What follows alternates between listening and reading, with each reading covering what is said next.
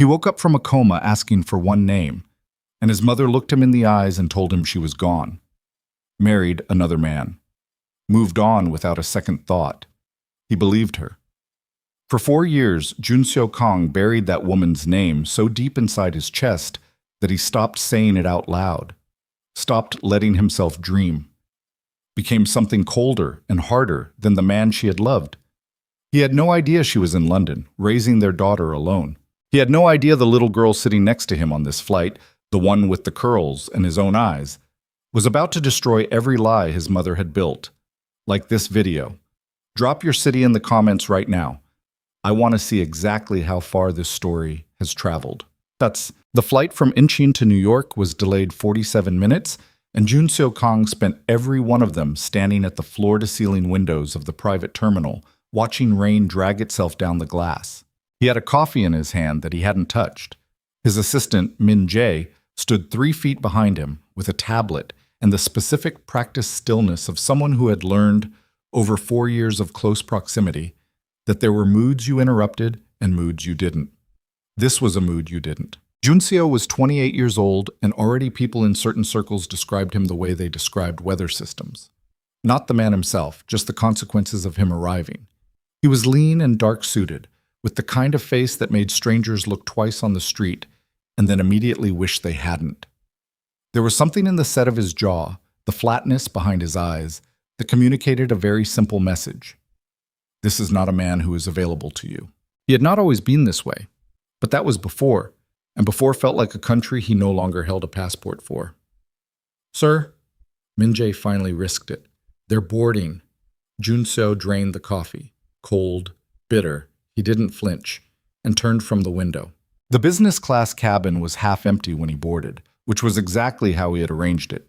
His company had purchased 3 seats around his own, a buffer of space that his security team occupied during domestic trips.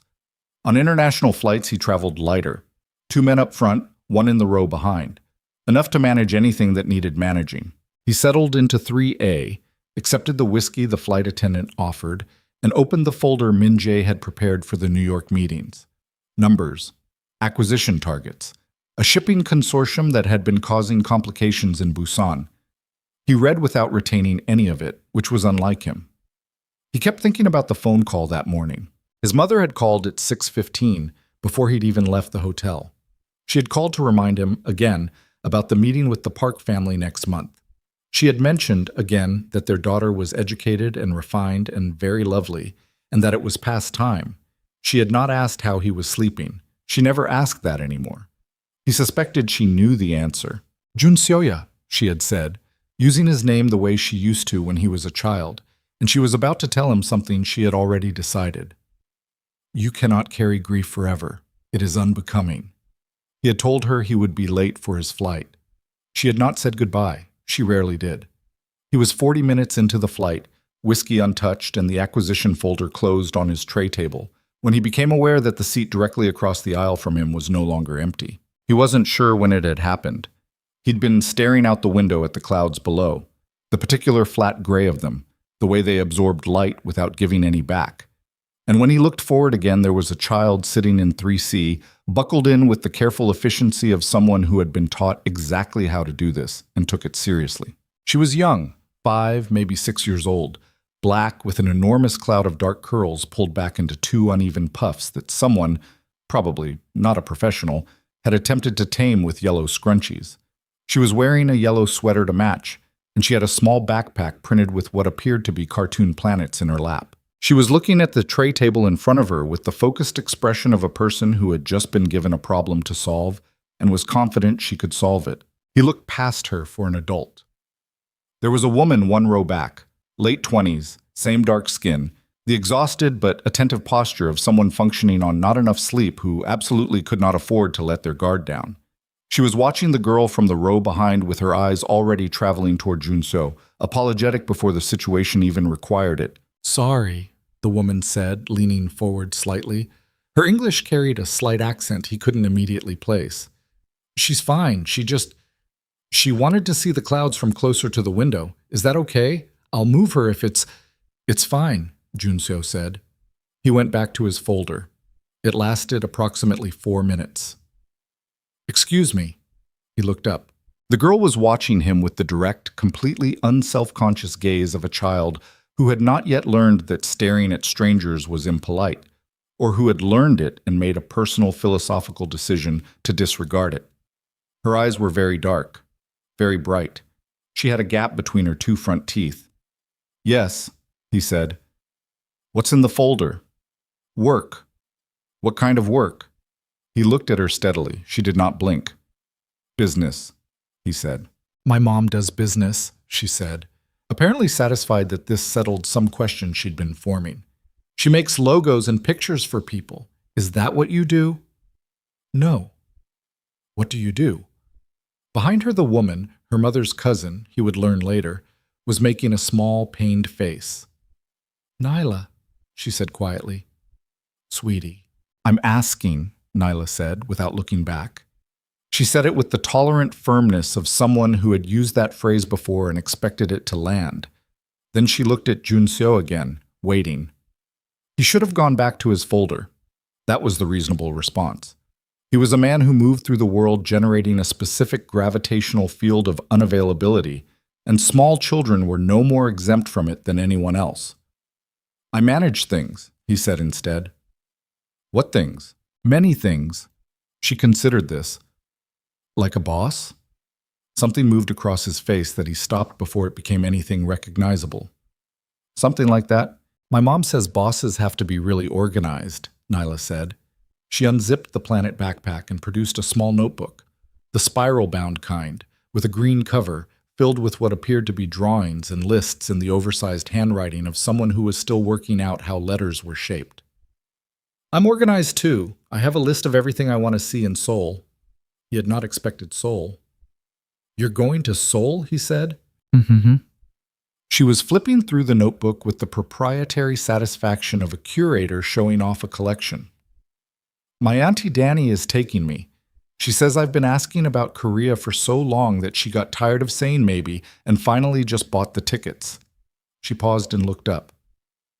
Do you know Korea? I'm Korean, he said. Her face lit up in a way that was... He registered this even through the careful flatness he maintained around himself. Genuinely extraordinary. Not the polite excitement of a child performing enthusiasm for an adult. Something real. Really? She said. Can you say something in Korean? He looked at her for a moment. 안녕하세요, he said. Her mouth moved silently, trying the syllables. What does it mean? Hello. Oh. She grinned, the gap in her teeth again. I already know how to say that one. And thank you. And I know how to count to 10. She proceeded to do exactly that, carefully, with a concentration that suggested she had practiced. Her pronunciation was not flawless, but it was surprisingly close. He did not know why that detail reached him. It shouldn't have reached him. Good, he said. His voice came out slightly different than it had been.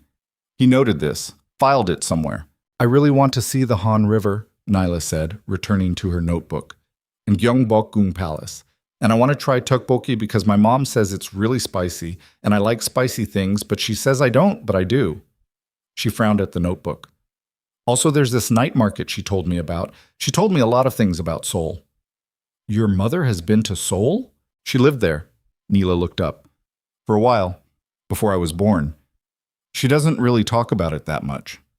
A brief pause, the way a child pauses when they've arrived at an edge they weren't quite expecting. She says it's complicated. He said nothing. Do you live in Seoul? She asked. Yes. Do you like it? He thought about his apartment on the 43rd floor, the view he barely looked at anymore, the silences that had accumulated there over 4 years like a second layer of furniture. He thought about the city at night, the way it burned itself out against the dark, indifferent and gorgeous and full of people who had nothing to do with him. It's home, he said. Nyla seemed to find this a satisfying answer. She bent back over her notebook, and for a few minutes there was quiet between them, a comfortable quiet, which was not a category of quiet that Junseo had much experience with recently. He found himself watching the way she bit the end of her pencil while she thought, the way her brow furrowed a small, determined crease when she was working out something in her drawings. She drew, he realized, the way some adults drew, Not copying what things looked like, but pulling something out of herself and putting it on the page.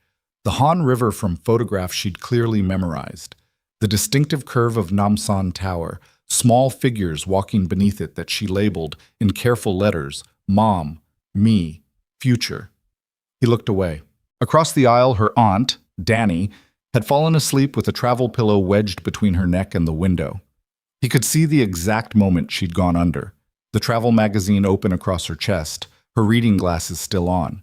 She had the deep, immediate unconsciousness of someone running a serious sleep deficit.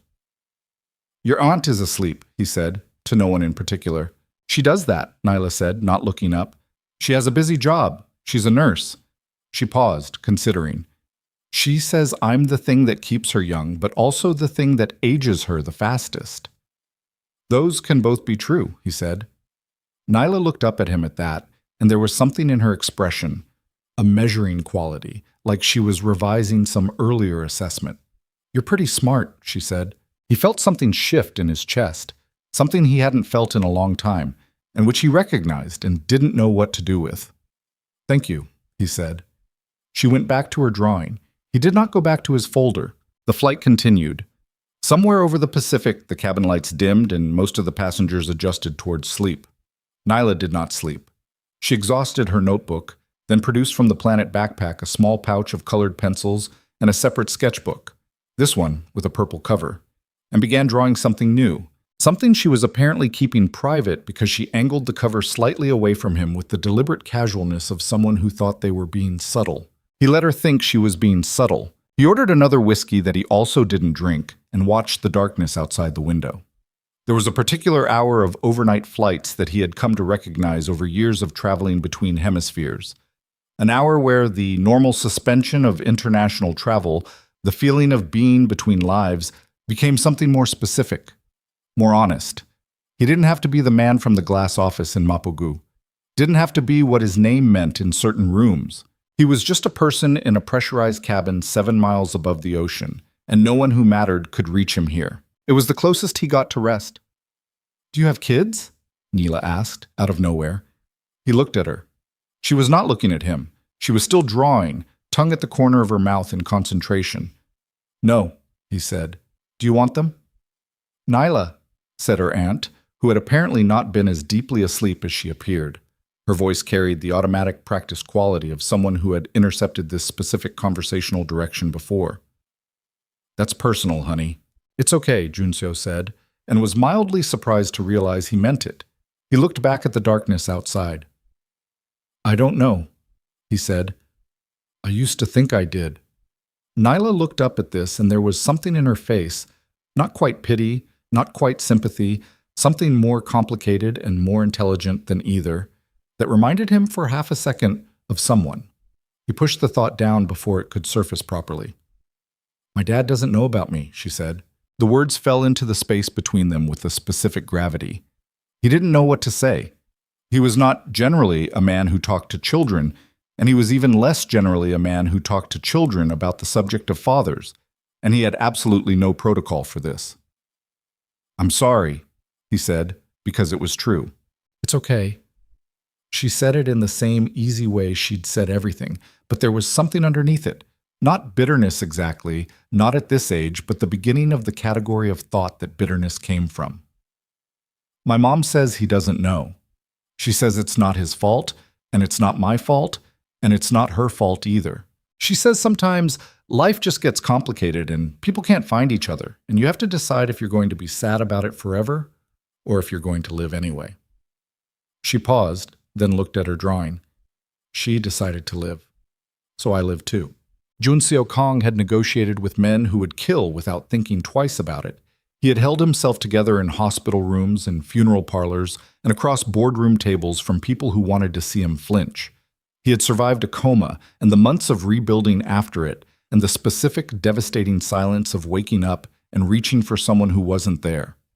He was not prepared for a 6-year-old girl on a transatlantic flight to make him feel all of it at once.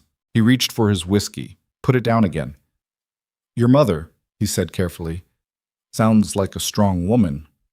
Nyla looked up with that extraordinary grin. "She's the strongest," she said. "You want to see her?"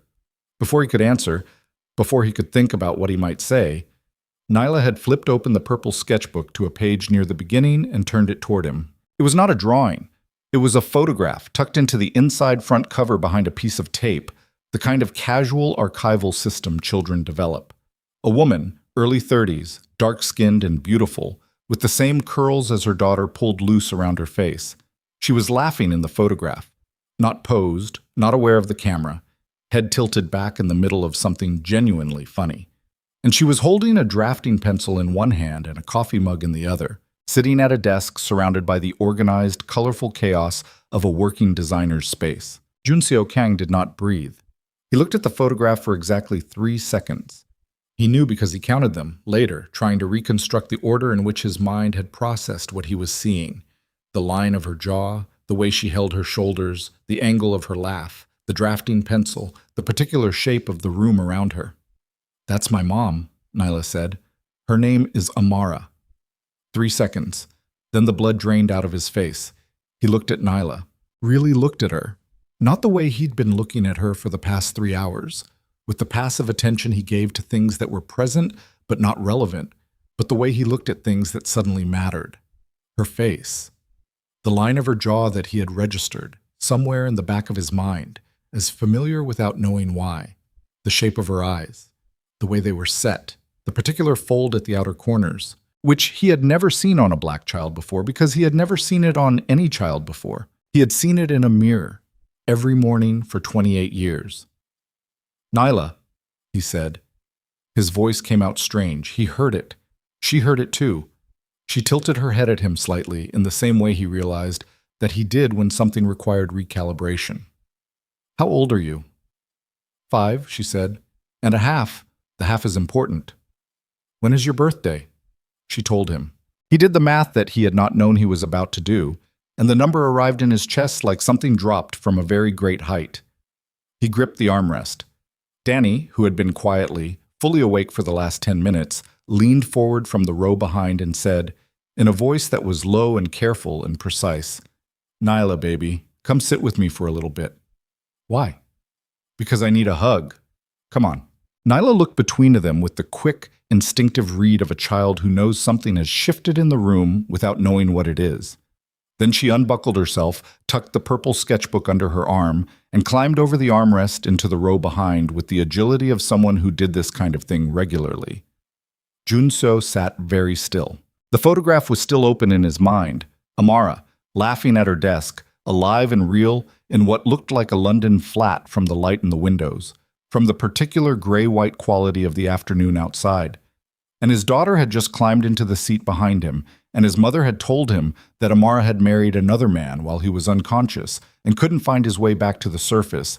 His hands were shaking. He pressed them flat against his thighs and breathed very deliberately, the way the physical therapist had taught him during the long, frustrating months of post-coma recovery, when his body kept forgetting that it already knew how to do the things it had always done. 4 years. He had buried her for 4 years. And she had been in London, raising their daughter, alone. Under the assumption he could feel the shape of it now, the terrible architecture of it, that he had chosen to leave her. He pressed his fist against his mouth. He thought about his mother's voice on the phone that morning, even, calm, already settled into the certainty of what she had decided years ago. He thought about the hospital room he had woken up in, the grief counselor they had brought in after his first week back to consciousness, because he kept asking for someone who, his mother had told the staff, had already been notified and chosen not to come. He thought about the name he hadn't said out loud in 4 years. He said it now, very quietly, to no one, to himself. Amara. Behind him, he heard Nyla ask her aunt in a whisper that was not quite as quiet as she thought it was, "Is that man okay?" Danny's voice came back, careful and steady. "He will be." It wasn't a lie, Junseo thought. It wasn't a lie if he had anything to do with it. He reached for his phone. He opened a message to his head of intelligence, a man named Seok, who had worked for him for 6 years, and who, in 6 years, had never once failed to find what Junseo needed found. He typed, "London. I need everything. I'll explain when I land." He put the phone face down on his tray table and looked at his hands. They had stopped shaking. That was the first thing. Hands still. Mind working. He had survived worse than this. He had survived a fractured skull and 3 weeks of not knowing whether he was going to come back to himself. And he had survived waking up and reaching sideways in the dark for someone who his mother told him had gone. He had survived the particular kind of grief that had no clean shape to it because it wasn't death. It was disappearance. It was being left by someone you were certain would stay. He had survived all of it, and all of it, every single hour of it, had been a lie built by a woman who had decided that her love was the only love that counted. The flight had 7 more hours. Jun Seo Kong spent 4 of them completely still, doing nothing but thinking, building the architecture of what he was going to do in exactly the way he built everything. Methodically, from the ground up, testing each element before adding the next. He thought about what he knew, what he needed to know, what he was going to do with it when he had it. He thought about a 5.5-year-old girl who counted to 10 in Korean and had a list of things she wanted to see in Seoul and carried her mother's photograph taped inside a purple sketchbook. In the 5th hour, he got up and walked to the galley at the back of the cabin, and when he came back, he had a cup of warm water and a small bag of crackers, which he set on the tray table of 3C without comment. Danny, in the row behind, watched him do this, said nothing. He went back to his seat. 2 hours before landing, Nyla climbed back over the armrest and settled herself in 3C again, tucking her legs under her with the animal ease of children who haven't yet learned that furniture is for sitting on in specific prescribed ways. She found the crackers and ate one, then looked at him.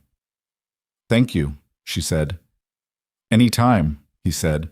She looked at him for a long moment with those eyes, his mother's eyes, the Kong eyes that went back 3 generations in photographs he had seen in his grandmother's house. "Are you going to Seoul too?" she asked. He had been going to New York. He had meetings, an acquisition, a shipping consortium. Things that had, until approximately 4 hours ago, constituted the entire structure of his forward motion. "Change of plans," he said. She nodded, unsurprised. "Seoul is better than New York anyway," she said, with the confident authority of someone who had never been to either. He almost smiled. Something in his face moved toward it and didn't quite arrive, but it was closer than anything had been in a very long time. "I think you're right," he said. She leaned back and pulled the purple sketchbook into her lap and went back to drawing, easy and unhurried, like the conversation had been ordinary, like nothing had shifted, like the world was exactly the size it had been an hour ago. Junseo looked out the window. The clouds below had broken apart. Through the gaps he could see the ocean, dark and enormous and indifferent to all of it, and somewhere past it, 7 or 8 time zones west, was a city where a woman he had believed was gone was alive and working and raising his daughter, and not knowing that the man she thought had abandoned her had been asking for her name since the day he woke up from something that should have killed him. His phone lit up. Seok. The message read, "Confirmed. London. Islington. Send the full brief when ready." Junseo stared at the message for a long time.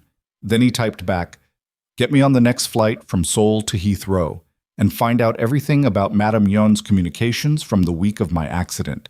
Everything. Bank records, phone logs, the hospital. I want it all." He sent it. He put the phone away. Next to him, Nyla was drawing what appeared to be a figure standing in front of Namsan Tower, small and very detailed, with curly hair and a yellow sweater. She had written underneath it, in her careful, oversized letters, "Me in Seoul. Finally." Junseo looked at the drawing for a long time. He thought about his mother, who had decided 4 years ago that she knew better than anyone else what love required. Who had looked at her son, broken open in a hospital bed, barely back from the edge of something permanent, and decided that the most loving thing she could do was take the one person he would have asked for and make her disappear. He thought about what he was going to do when he got back to Seoul. He thought about what he was going to say to his sisters, who had always known. He understood now, reshuffling everything through this new lens. Had always known and had stayed silent because silence in his family was not neutral, it was survival. He thought about Amara. He thought about the photograph. Her head tilted back, laughing, the drafting pencil in her hand, building a life in a city that wasn't Seoul out of whatever she'd been left with when his mother had made her disappear. He thought about 5 years of a little girl growing up knowing her father's name was a blank space. He thought about all the things he was going to have to be strong enough to face when he got there. Then he stopped thinking and just breathed, in and out, steady and deliberate, the way he had learned to do in the months after the hospital when his body was relearning itself. The plane began its descent. Seoul appeared below them through the broken clouds, the Han River catching the evening light, the city sprawling out from its banks in every direction, dense and lit and alive. Nyla pressed her face to the window and made a sound that was not quite a word. Something purely physical, the unprocessed noise of a child seeing something they've wanted to see for a very long time. "There it is," she breathed. Junseo watched the city come up to meet them.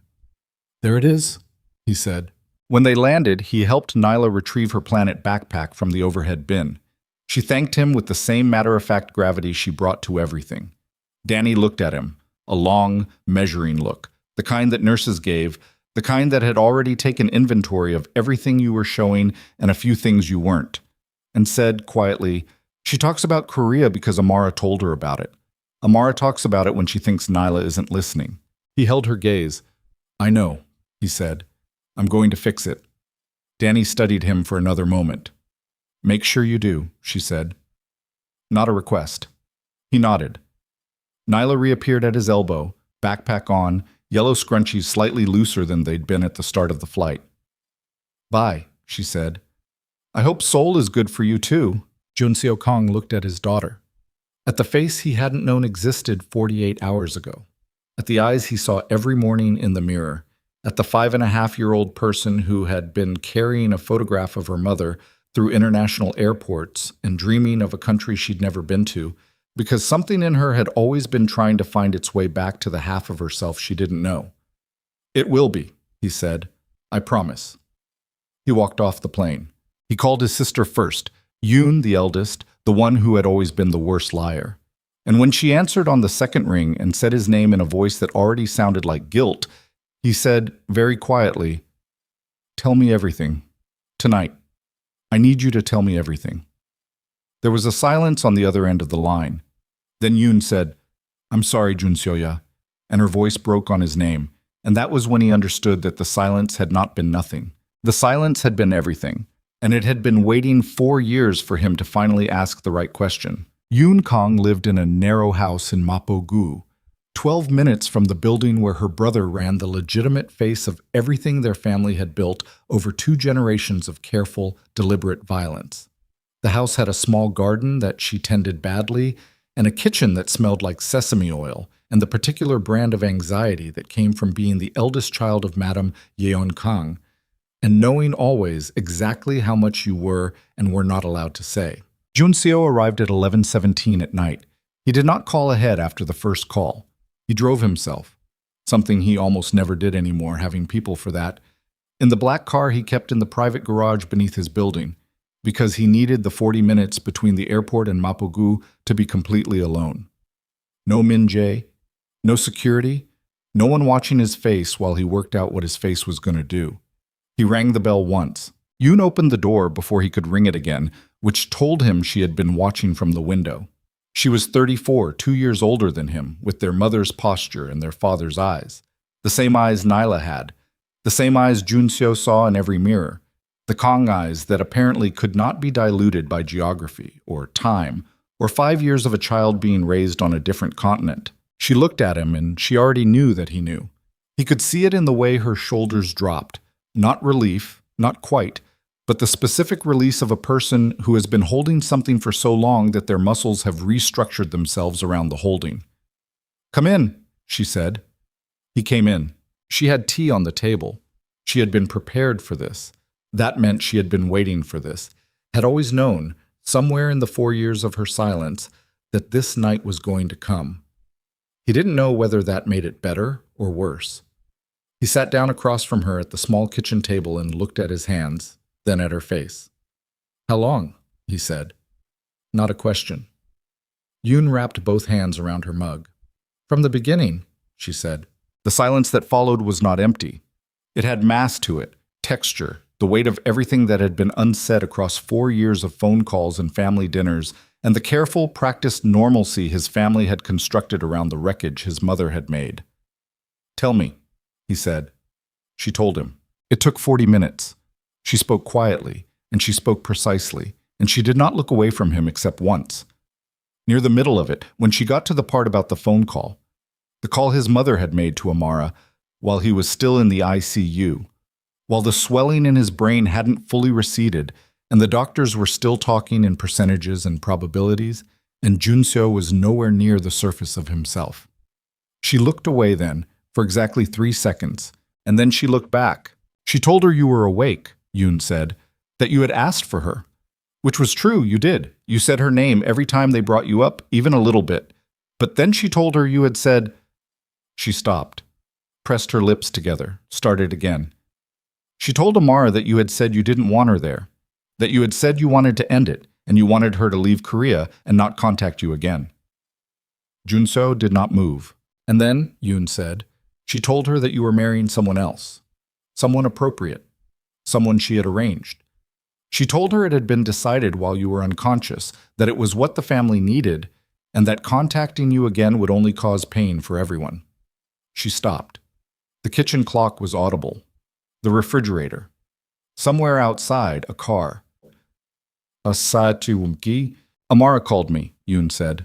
The day after, she stopped again, regrouped. She was not screaming. That was the worst part. She was very quiet. She asked me if it was true and her jaw tightened. Mother was in the room. She was standing right there and I knew what she would do if I contradicted her. What it would mean for Soo-ah, for Ji-hee, for the whole... She closed her eyes. I said yes. I told Amara it was true. Junseo stood up. He walked to the window and stood with his back to his sister and looked at the street outside. A street light. A parked motorbike. The ordinary, innocent geometry of a neighborhood that had no idea. She was in her father's hospital, Yoon said to his back. He was dying. She was calling from the hallway outside his room, and I told her yes, it was true, and she thanked me. She thanked me for being honest with her, and she said she was sorry for any trouble, and she hung up. Yoon's voice had gone flat in the way voices went flat when they were carrying something that would crack them open if they let it. I threw up in the bathroom afterward. Mother heard me and knocked on the door and told me I was being dramatic. Junseo turned around. His face was doing the thing it did when he was controlling something significant. Very still, too still. The particular stillness that his people knew meant you cleared the room. But Yoon had known him since before he had learned to wear that face, and she held his gaze. You should have told me when I woke up, he said. His voice was quiet. That was worse than loud. They both knew it. I know. You had 4 years. I know. She was in London raising my child alone, and you had 4 years, Yoon. I know. Her voice broke on the second word. Just that one word. Just that crack in it. And she pressed her hand over her mouth and breathed through it and then brought it back down. I know. There is nothing I can say to you that is going to be adequate to that. I know that. He looked at her for a long time. He thought about screaming. He thought about the specific satisfaction of putting his fist through something. He had done both of those things in his life, usually in professional contexts, and he had learned that neither of them changed anything structurally important. He sat back down. Soo-ah and Ji-hee, he said. They know. They've always known. Ji-hee tried to tell you. Do you remember about 8 months after you woke up, she called you when she was drunk and said she needed to tell you something about Amara? He remembered.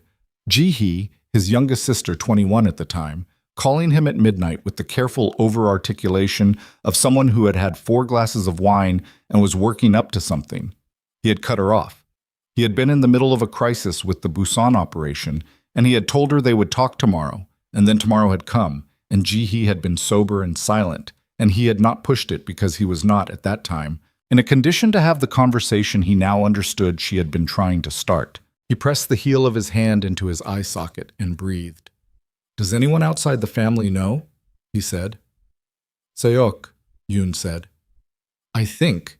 He never said anything directly, but after you woke up, he spent 3 weeks trying to find her before Mother found out he was looking and made it stop.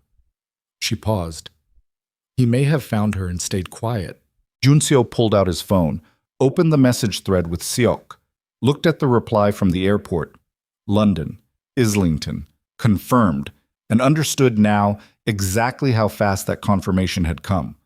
Not because Seok had found her tonight, because Seok already knew where she was. He typed, "How long have you known?" The reply came back in under a minute. 4 years. I'm sorry, sir. I couldn't. Junseo didn't read the rest. He set the phone face down on the table. Okay, he said. Junseo, I need you to not talk for a minute.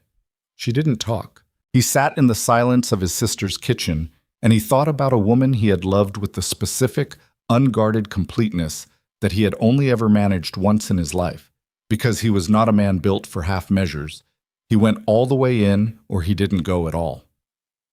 He thought about the flight from Seoul to New York, where they had first spoken, the conversation that had lasted 11 hours and had covered, without planning to, almost everything that mattered. He thought about the first time she had laughed, really laughed, at something he'd said, and the way it had landed in his chest like something he hadn't known he was waiting for. He thought about his mother. He thought about what it meant that his mother had looked at all of that and made the calculation she had made. I'm going to need to speak to her, he said. Tonight. Yoon looked at him. It's almost midnight. I'm aware of what time it is. Junseo, if you go to her tonight, the way you are right now, the way I am right now is the only way I am. He stood up. She is going to tell me in her own words what she did and why she did it.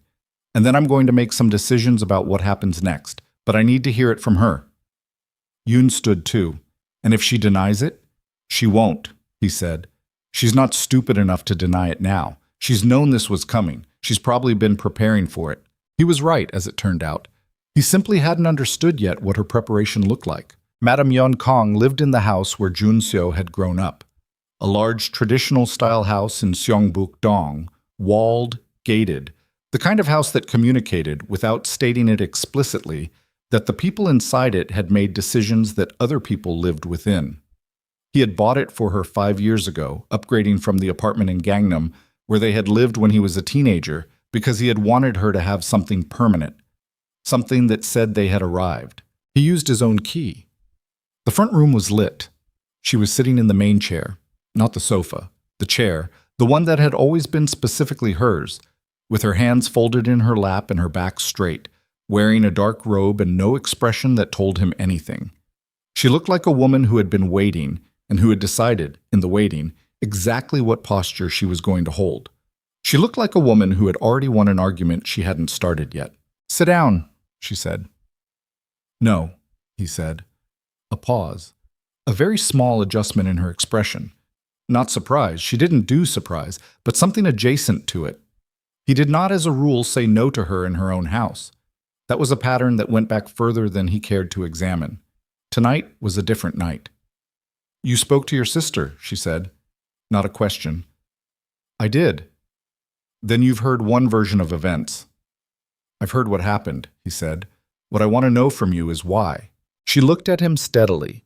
The Kong eyes which Nyla had inherited, which had looked at him across tables his entire life with the expression of a person who was always playing a longer game than you thought they were. I protected this family, she said. You destroyed mine. You didn't have one yet. Her voice was even, not cold. She was never cold. That was the thing. People who hadn't grown up with her didn't understand. She was warm. She was certain. She had always believed, completely and without doubt, that she knew what was right for the people she loved, and that certainty had the texture of warmth even when it was doing the work of a blade. You were in a coma, Junseo. They were not sure you were coming back. And I looked at that woman, at what she was, and I understood what your life would become if you came back to her. What it would cost you. What it would cost this family. The alliances, the networks, She was pregnant, he said. Silence. Complete, total silence. He watched his mother's face. He watched it very carefully. And what he saw was not what he expected. Not guilt, not shame, not the realization of a woman confronted with a consequence she hadn't anticipated. What he saw, for exactly 2 seconds, was something worse. He saw that she knew. You knew, he said. She was pregnant when you called her. You knew and you told her anyway. His mother's jaw tightened. I suspected. Did you know? She told me. Her voice stayed even. When I called her, she told me. She thought it would change my mind. A pause. It changed my approach. Junseo felt something go very quiet inside him. The kind of quiet that wasn't peace. That was the opposite of peace. That was every feeling he had, compressing itself into a single point so small and so dense that it couldn't move yet, couldn't do anything yet. Because if it moved too early, it would destroy the wrong things. Get out, she said. He looked at her. Get out of my house, she said. You are not going to stand in front of me and look at me like I am a monster. I did what any mother would do for her. You took 4 years from my daughter. The words came out very quiet, almost gentle. They were not gentle. She is 5 years old. She has been asking questions about Korea since she could talk. She carries a photograph of her mother because someone put it in her bag before a school trip, and she still has it 3 years later because that's all she has. That's all either of them have. And you knew. You knew the whole time. Madame Yeon's hands were still folded in her lap. They did not move. Her face had done something complicated and then put itself back together. She would have destroyed everything you built. She was building it with me. His voice cracked on the last word. Just slightly, just enough. I told you that. I told you who she was to me, and you... He stopped. The quiet thing inside him was pressing outward against its container. You looked at a woman I loved, and you made her disappear. And then you watched me spend 4 years becoming whatever I am now, and you told yourself that was better. That what I am now is better than what I could have been. His mother looked at him. For the first time in the conversation, something in her face moved that she had not planned. It was not enough. I need you to call your lawyers in the morning, he said. And I need you to understand that what happens next is not something you will be able to manage. I am going to London. I am going to find Amara, and I am going to bring my daughter home. He paused. You will not interfere with that. If you interfere with that, if you make one phone call, send one message, reach out to anyone in a way that affects what I'm doing, I will remove you from every account, every property, every holding, and I will do it in a single afternoon. Are we clear? The silence in the room had changed quality. It was not the silence of a woman who was unafraid. It was the silence of a woman recalibrating. You would do that to your own mother, she said. You did worse to your own son, he said. Are we clear? Another pause. Her chin lifted by approximately 2 millimeters. Clear, she said. He left. He sat in the car outside her gate for 4 minutes, breathing, and then he called Min Jae. Cancel New York, he said when Min Jae answered. Everything. Push the acquisition meeting to next month. The Busan situation. Give it to Park Sung-woo. He can handle the logistics. I need to be on the first flight to London tomorrow morning. Min Jae, to his eternal professional credit, did not ask a single question. I'll have the details to you within the hour, he said. And I need Seok on the phone, now. 1 moment. Seok picked up on the first ring. I know, he said before Junseo could speak. I should have told you. Yes, Junseo said. You should have. We'll deal with that later.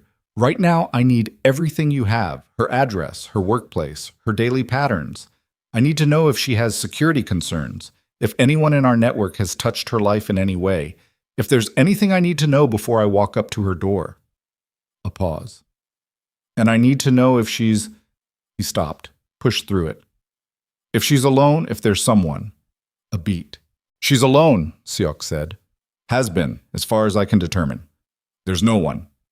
Junseo closed his eyes for exactly 1 second, opened them. Send everything to my secure line, tonight. Already sending. He ended the call. He looked at his mother's house, the gate, the wall, the lights visible through the upper windows. He thought about the woman who had built this family through patience and will, and the specific ruthlessness of someone who had decided that love was a resource to be managed rather than a force to be surrendered to. He thought about what it had cost to grow up inside that understanding of the world, what shape it had made him into. He thought about Amara, who had been 28 years old and watching her father die when his mother had called to tell her that the man she was carrying a child for had chosen to leave. He thought about what it had taken for her to absorb that and keep standing, and keep standing, and keep standing, 5 years of it. His phone buzzed. Seok's file, coming through on the secure line. He would read it on the plane. He would read all of it on the plane, and he would land in London knowing everything he needed to know. And then he would knock on a door in Islington, and the woman on the other side of it would open it and see his face. He didn't know yet what came after that. He knew it was going to be the hardest thing he had ever done. Harder than the coma. Harder than 4 years of rebuilding himself out of grief and work, and the particular cold purpose that grief left behind when it finished burning. Because walking back into the life of someone he had hurt, even by absence, even by believing the lie that had been built to separate them, required something that his current architecture was not designed for. It required him to stand in front of her without the controlled stillness, without the thing his face did when he needed to project invulnerability, without any of the tools he had spent 4 years constructing. It required him to be exactly what he was, a man who had woken up from the worst experience of his life and been immediately handed the second worst, and who had spent 4 years being shaped by both of them into something harder and colder and more alone than he had ever wanted to be. It required him to let her see that. He started the car. In his jacket pocket, his phone lit up with a message from an unknown number. He glanced at it at a red light. It was a photograph. No caption, no context. A little girl in a yellow sweater standing in front of Gyeongbokgung Palace, looking up at it with the expression of someone who has been waiting their whole life to stand exactly there. Danny had found his number. He didn't know how. He suspected she was more resourceful than she had appeared on that plane. He stared at the photograph for the length of 3 green lights that he didn't move through. Then he saved it. Then he drove. He was 4 blocks from his apartment when his phone rang again. Not Seok, not Min-jae, not Yoon. His mother. He let it ring. It stopped. It rang again.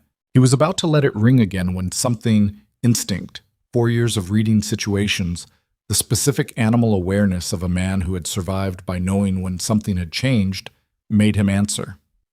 "What?" he said. His mother's voice, when it came, was different. Not the controlled evenness of their confrontation an hour ago. Something underneath it was moving that she wasn't quite containing. "There is something you need to know," she said, "before you go to London. Something I should have told you. Something I—" A pause. The kind of pause he had never heard from her before. "Amara contacted me 3 months after her father died. She had the baby by then. She was asking about you. She wanted to know if—" Another pause. "She sent a photograph of the child. She sent it to the house, addressed to me, with a letter asking me to give it to you if I ever thought you would want to. You have a photograph," he said. "You have had a photograph of my daughter for 4.5 years. Silence. "I need that photograph," he said. "I need that letter. Tonight. I will send— Tonight, Mother. I am coming back to the house, and you are going to give me everything Amara ever sent. And if you have kept anything else from me, anything, I need you to understand what it will mean." A very long pause. "She sent 3 letters, his mother said, over 2 years. Then she stopped." He ended the call. He sat in the stopped car on a side street in Mapogu, and he thought about a woman in London who had spent 2 years writing letters to the mother of the man who had abandoned her, asking, trying, still trying, even after everything, to build some kind of bridge back to him, or at least to make sure her daughter had a door she could walk through someday. 2 years of letters. And then she had stopped. He needed to get to London before she decided, for good, that there was nothing left worth reaching for. He turned the car around.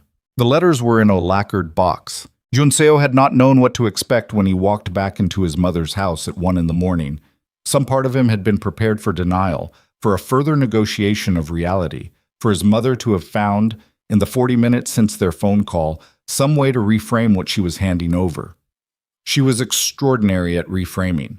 She had spent his entire life teaching him that the version of events you presented first was the one that stuck. And he had learned it so well that he used it professionally, and he had never stopped to consider that she might be using it on him. But she was sitting where he had left her, in the chair, and on the table in front of her was a lacquered box, dark red, the size of a shoebox, the kind of container that communicated that something inside it had been kept deliberately, not discarded, not destroyed. Kept. He stood in the doorway and looked at it. 3 letters, she said, and 4 photographs. She sent photographs of the child with each of the first 2 letters.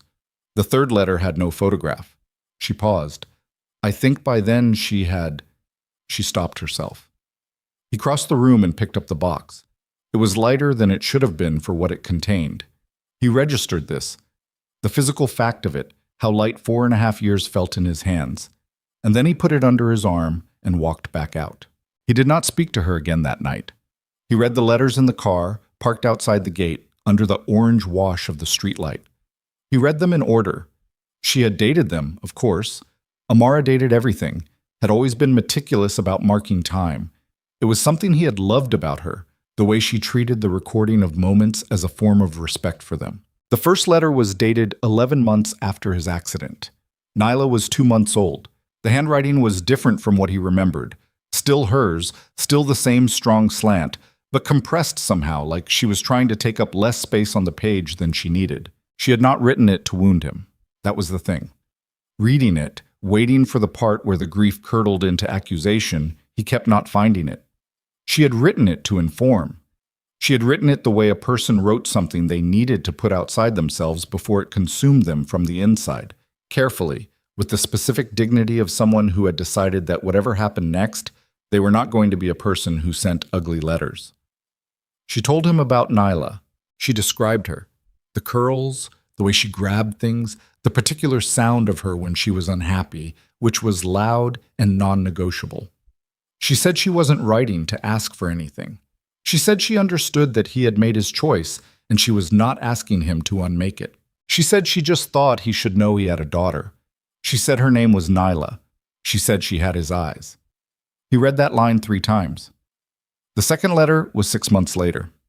Neela was 8 months old in the photograph, sitting up on her own, looking at the camera with an expression of profound skepticism that was so specifically Junseo's expression that he had to put the photograph face down on the passenger seat for a moment before he could continue. The second letter was shorter, more tired. The compression in the handwriting had spread to the sentences themselves. They were briefer, stripped of some of the careful consideration that had governed the first one. She said Nyla was healthy. She said London was fine. She said she had started working again, some freelance clients, enough to cover what her savings didn't. She said she wasn't asking for money. She wasn't asking for anything. She had crossed out a line near the end. He could see the shape of the words beneath the single horizontal strike. Not concealed, just revised. He could make out, I still don't understand, and then the line through it, and then the sentence she had replaced it with, which was, I hope you are well. The third letter had no photograph. He read it twice. It was the shortest of the 3. A single page, written quickly, the letters larger and less controlled. It was dated 19 months after the accident. Nyla was 13 months old. She was walking. The letter said, I'm not going to keep writing. I think I've been writing because I needed to believe there was a version of this where you could know and choose. And if you chose this, then at least it was a choice you made knowing everything. But I'm starting to think I've been wrong about what I'm doing here, and I can't keep being wrong in this particular direction. She said, Nyla is good. She is extraordinary. I'm going to make sure she knows she is extraordinary every single day. She said, I don't hate you. I want to. It would be so much easier if I could get all the way there, but I don't. I just miss you in a way that I'm trying to learn to live around, the way you learn to live around a bad knee or a scar that tightens when the weather changes. It's just there. I don't think it's going to go away. She said, this is the last time I'll write. Not because I've given up on Nyla knowing where she comes from someday, but because this isn't working and I have to stop doing things that aren't working. I have to keep moving. She had not signed it with her name, just a single letter, A. He sat in the car until the streetlight above him flickered once, twice, held. Then he drove home, packed a bag in 20 minutes, and was on the 6:15 to Heathrow before the city had fully decided to wake up. London received him the way London received everyone. indifferently, under low gray sky, with the specific ambient noise of a city that had been absorbing arrivals for centuries and had long since stopped being impressed by any individual one. He cleared customs, collected his single bag, and found Min Jae waiting at the exit. He had called ahead after all, had needed one person who knew where he was in case anything required managing back in Seoul. "Address," Min Jae said, because Min Jae had learned years ago that when Jun-so traveled with a single bag and no security and a specific quality of stillness about him, the correct professional response was to make yourself useful and ask no further questions. Jun-so gave him the address. The flat was in Islington, on a street of narrow terraced houses with small front gardens in varying states of upkeep. Seok's file had told him it was a ground-floor flat, 2 bedrooms, rented, that she had moved there from a smaller studio 18 months ago when she'd started taking on larger clients. There was a brass knocker on the door shaped like a lion's head, which someone, he would bet anything it had been Nyla, had decorated with a small sticker of a cartoon star that had not quite fully adhered and was lifting at one corner. He stood on the pavement outside and looked at the door. He had rehearsed nothing. He had understood on the flight that rehearsing was the wrong move, that whatever he planned to say would be the wrong shape for whatever she was going to be when she opened that door, and that the only thing he could do that had any integrity was arrive without a script and say what was true and let her do whatever she needed to do with it. He knocked. Nothing for 10 seconds. 15. He was raising his hand to knock again when he heard movement inside. Quick, purposeful, the sound of someone who moved through their home with the efficient speed of a person who had a lot to do and had organized their environment to support doing it quickly. The door opened. She was in paint-stained jeans and a gray sweatshirt with the sleeves pushed up to her elbows, and she was holding a stylus in one hand and wearing one earring, which suggested she had been at her desk and had grabbed the phone or the door in the middle of putting herself together or taking herself apart. He couldn't tell which direction she was moving. Her hair was loose, the curls he remembered, longer now, pulled to one side with the particular imprecision of someone who'd done it without looking. She looked at him. He watched it happen on her face. The opening of the door, the glance up, the registration of a stranger on her doorstep, the ordinary defensive preparation of a London woman confronted with someone unexpected. And then the moment when ordinary became something else entirely. The moment when her brain finished processing what her eyes were seeing and delivered the information. She went completely still. He had been prepared for anger. He had been prepared for a door closed in his face.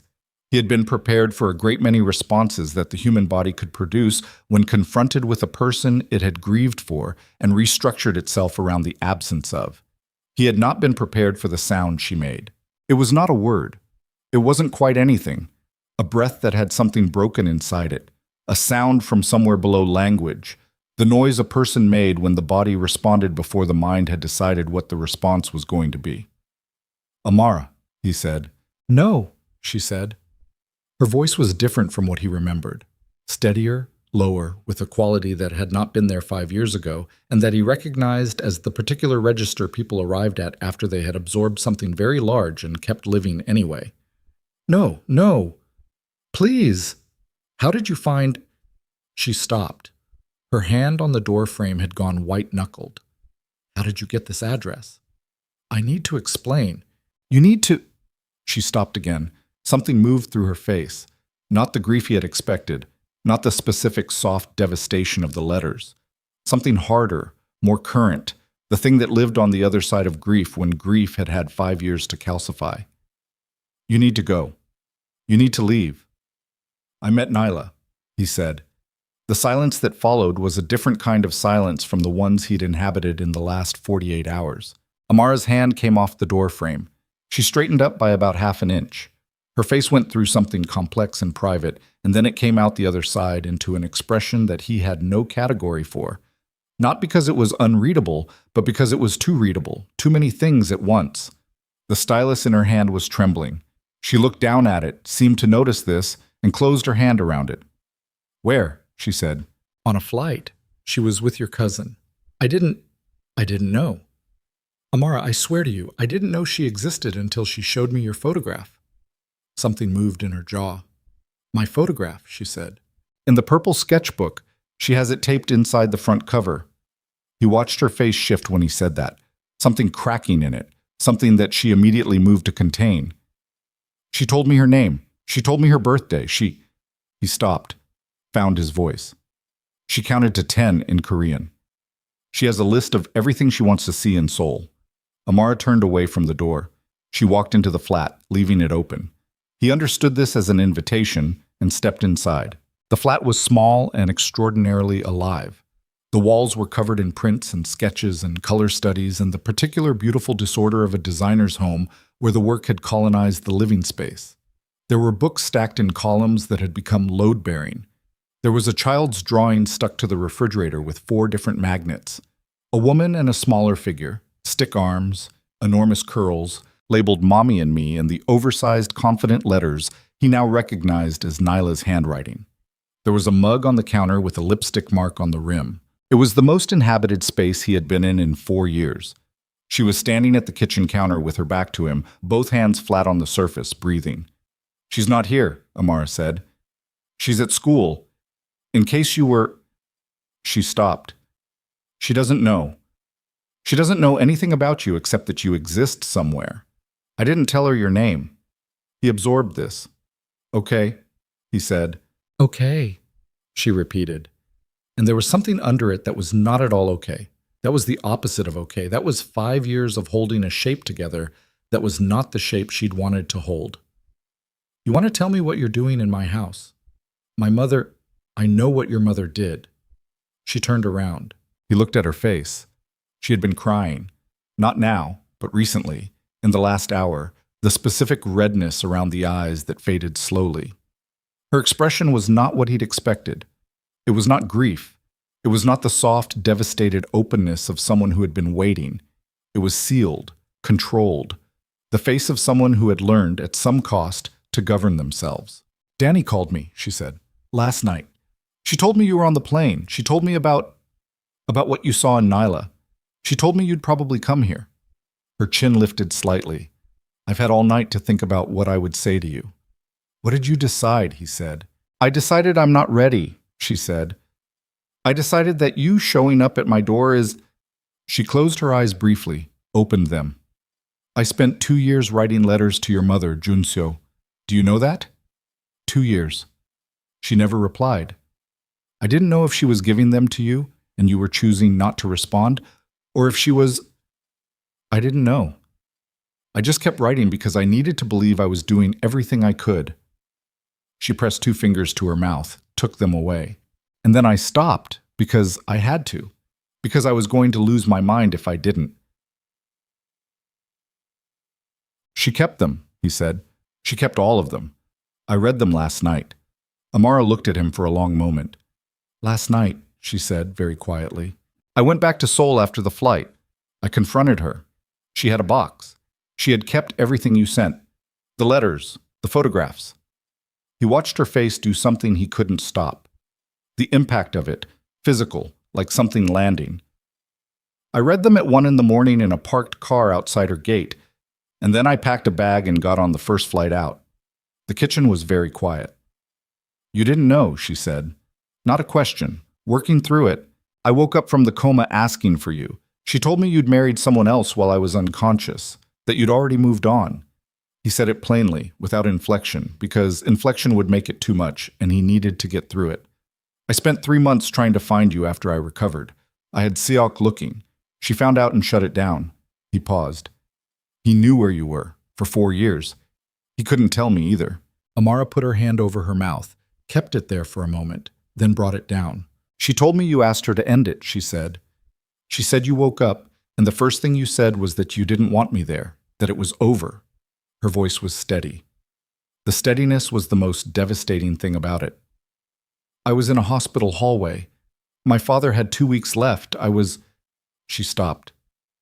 "I was not in a condition to think clearly, and she was very calm. She was very certain, and your sister confirmed it, and I—" She breathed.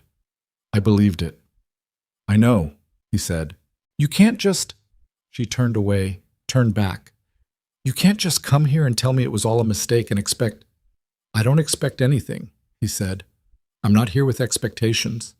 I'm here because you deserved to know the truth 5 years ago, and you didn't get it, and the least I can do is stand in front of you and give it to you now. Whatever you do with it is yours." She looked at him, really looked at him, the way she had always looked at things she was studying, with the total attention that he had loved and that had made him feel when she turned it on him, like someone worth studying. "You look different," she said.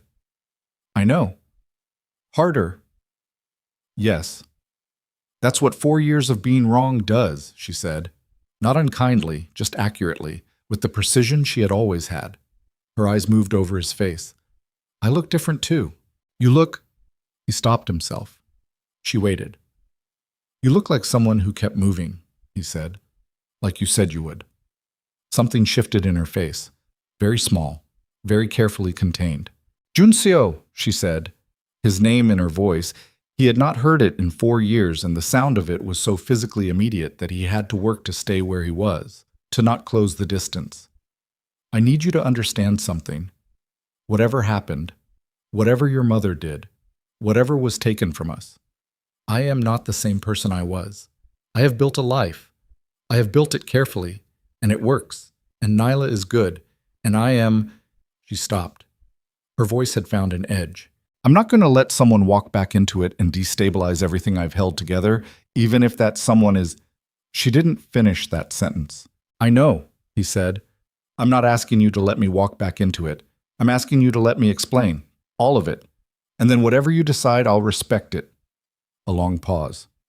"Nyla gets home at 3:15, she said. "You have until then."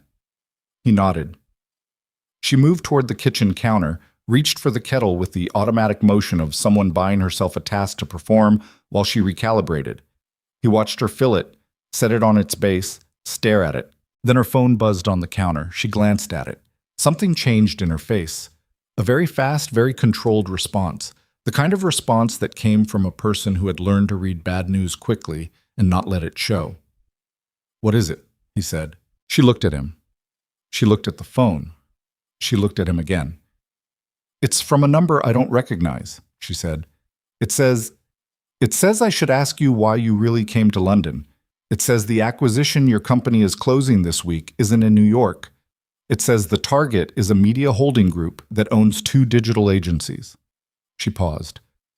"It says one of those agencies is the firm that represents my 3 biggest clients." The room tilted. Not literally, but Junseo felt it.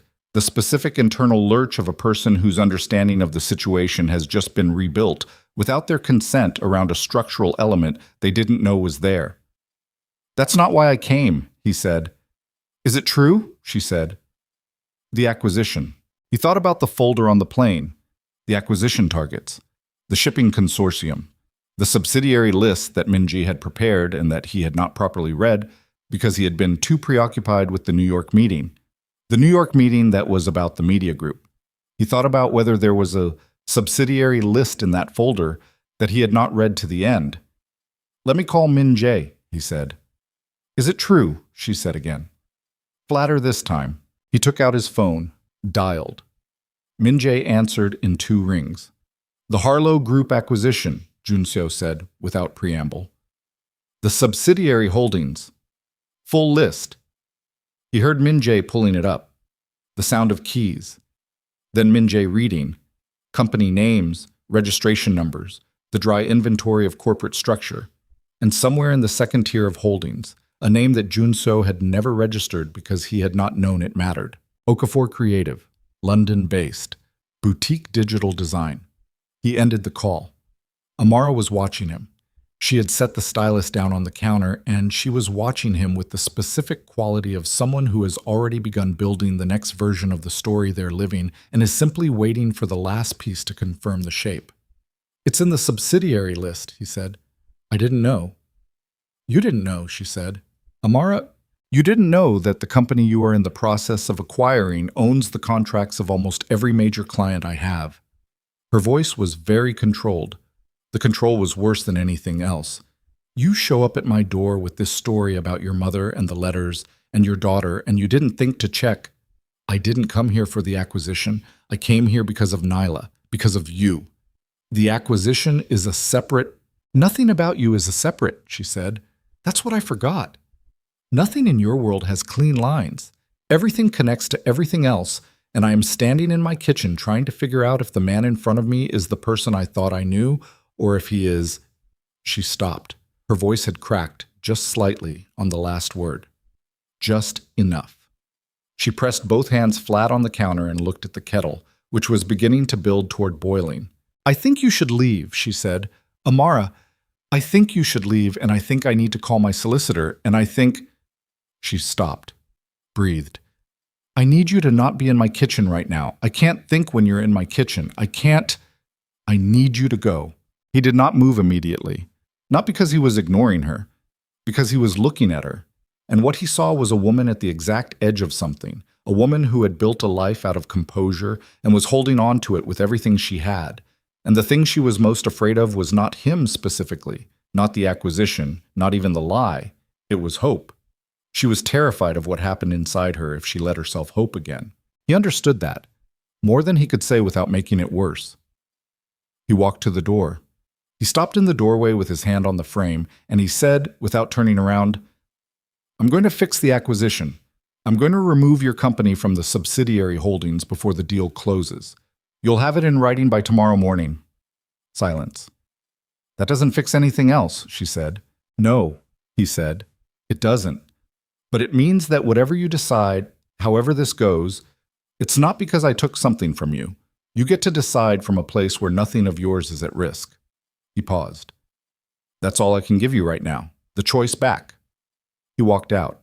He stood on the pavement in front of the lion's head knocker and the cartoon star sticker lifting at its corner, and he made 2 phone calls, one to Min Jae, instructing him to begin the structural separation of Okafor Creative from the acquisition immediately, and one to his lawyer in Seoul, who understood from his voice that this was not a request that could be processed on a normal timeline. Then he stood on the pavement in Islington with the low gray London sky doing nothing in particular, and he thought about the text message. The unknown number.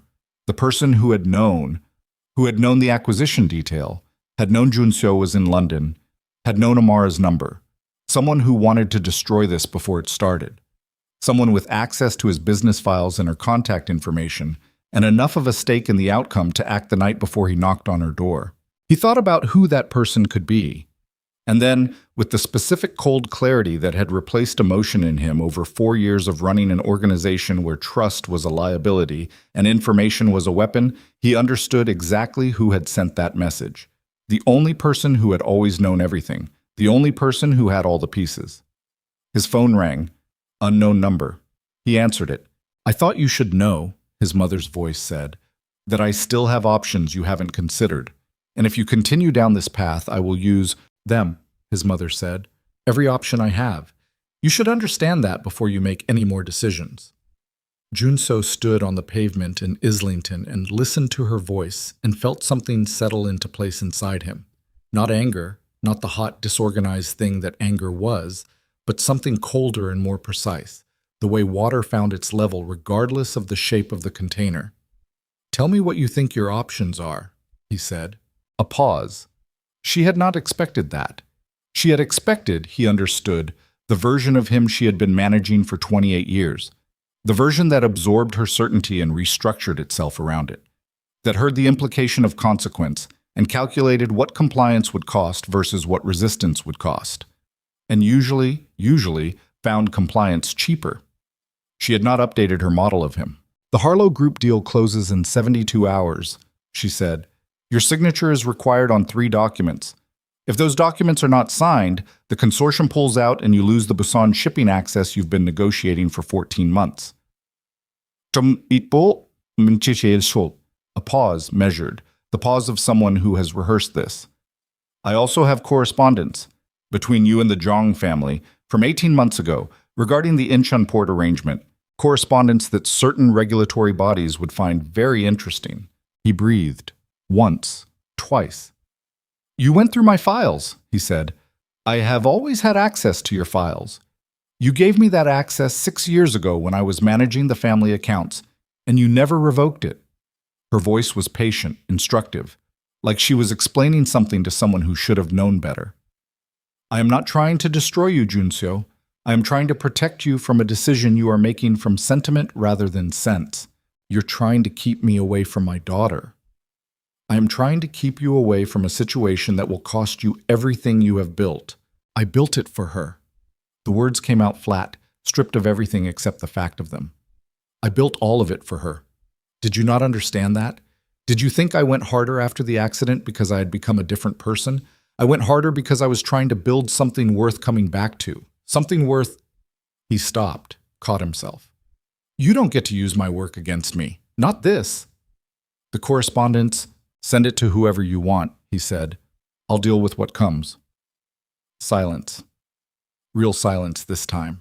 The silence of a woman who had played a card she'd been holding for a long time and had not received the response the card was supposed to produce. "You're not thinking clearly," she said. "I am thinking more clearly than I have in 4 years," he said. "And I need you to hear me, Mother, because I am only going to say this once. Whatever you do in the next 72 hours, whatever calls you make, whatever you send to whoever, I will know. And when this is over, when I have handled what needs handling and come back to Seoul, you and I are going to sit down and we are going to have a very specific conversation about what this family looks like going forward. You will be part of it or you will not. That choice is yours. But you do not get to make it by taking things from me." He paused. Not anymore. He ended the call. He stood on the pavement for exactly 10 seconds. Then he called Seok. "She has the Jeong correspondence," he said when Seok picked up, "from the shared access I gave her 6 years ago. I need you to revoke everything.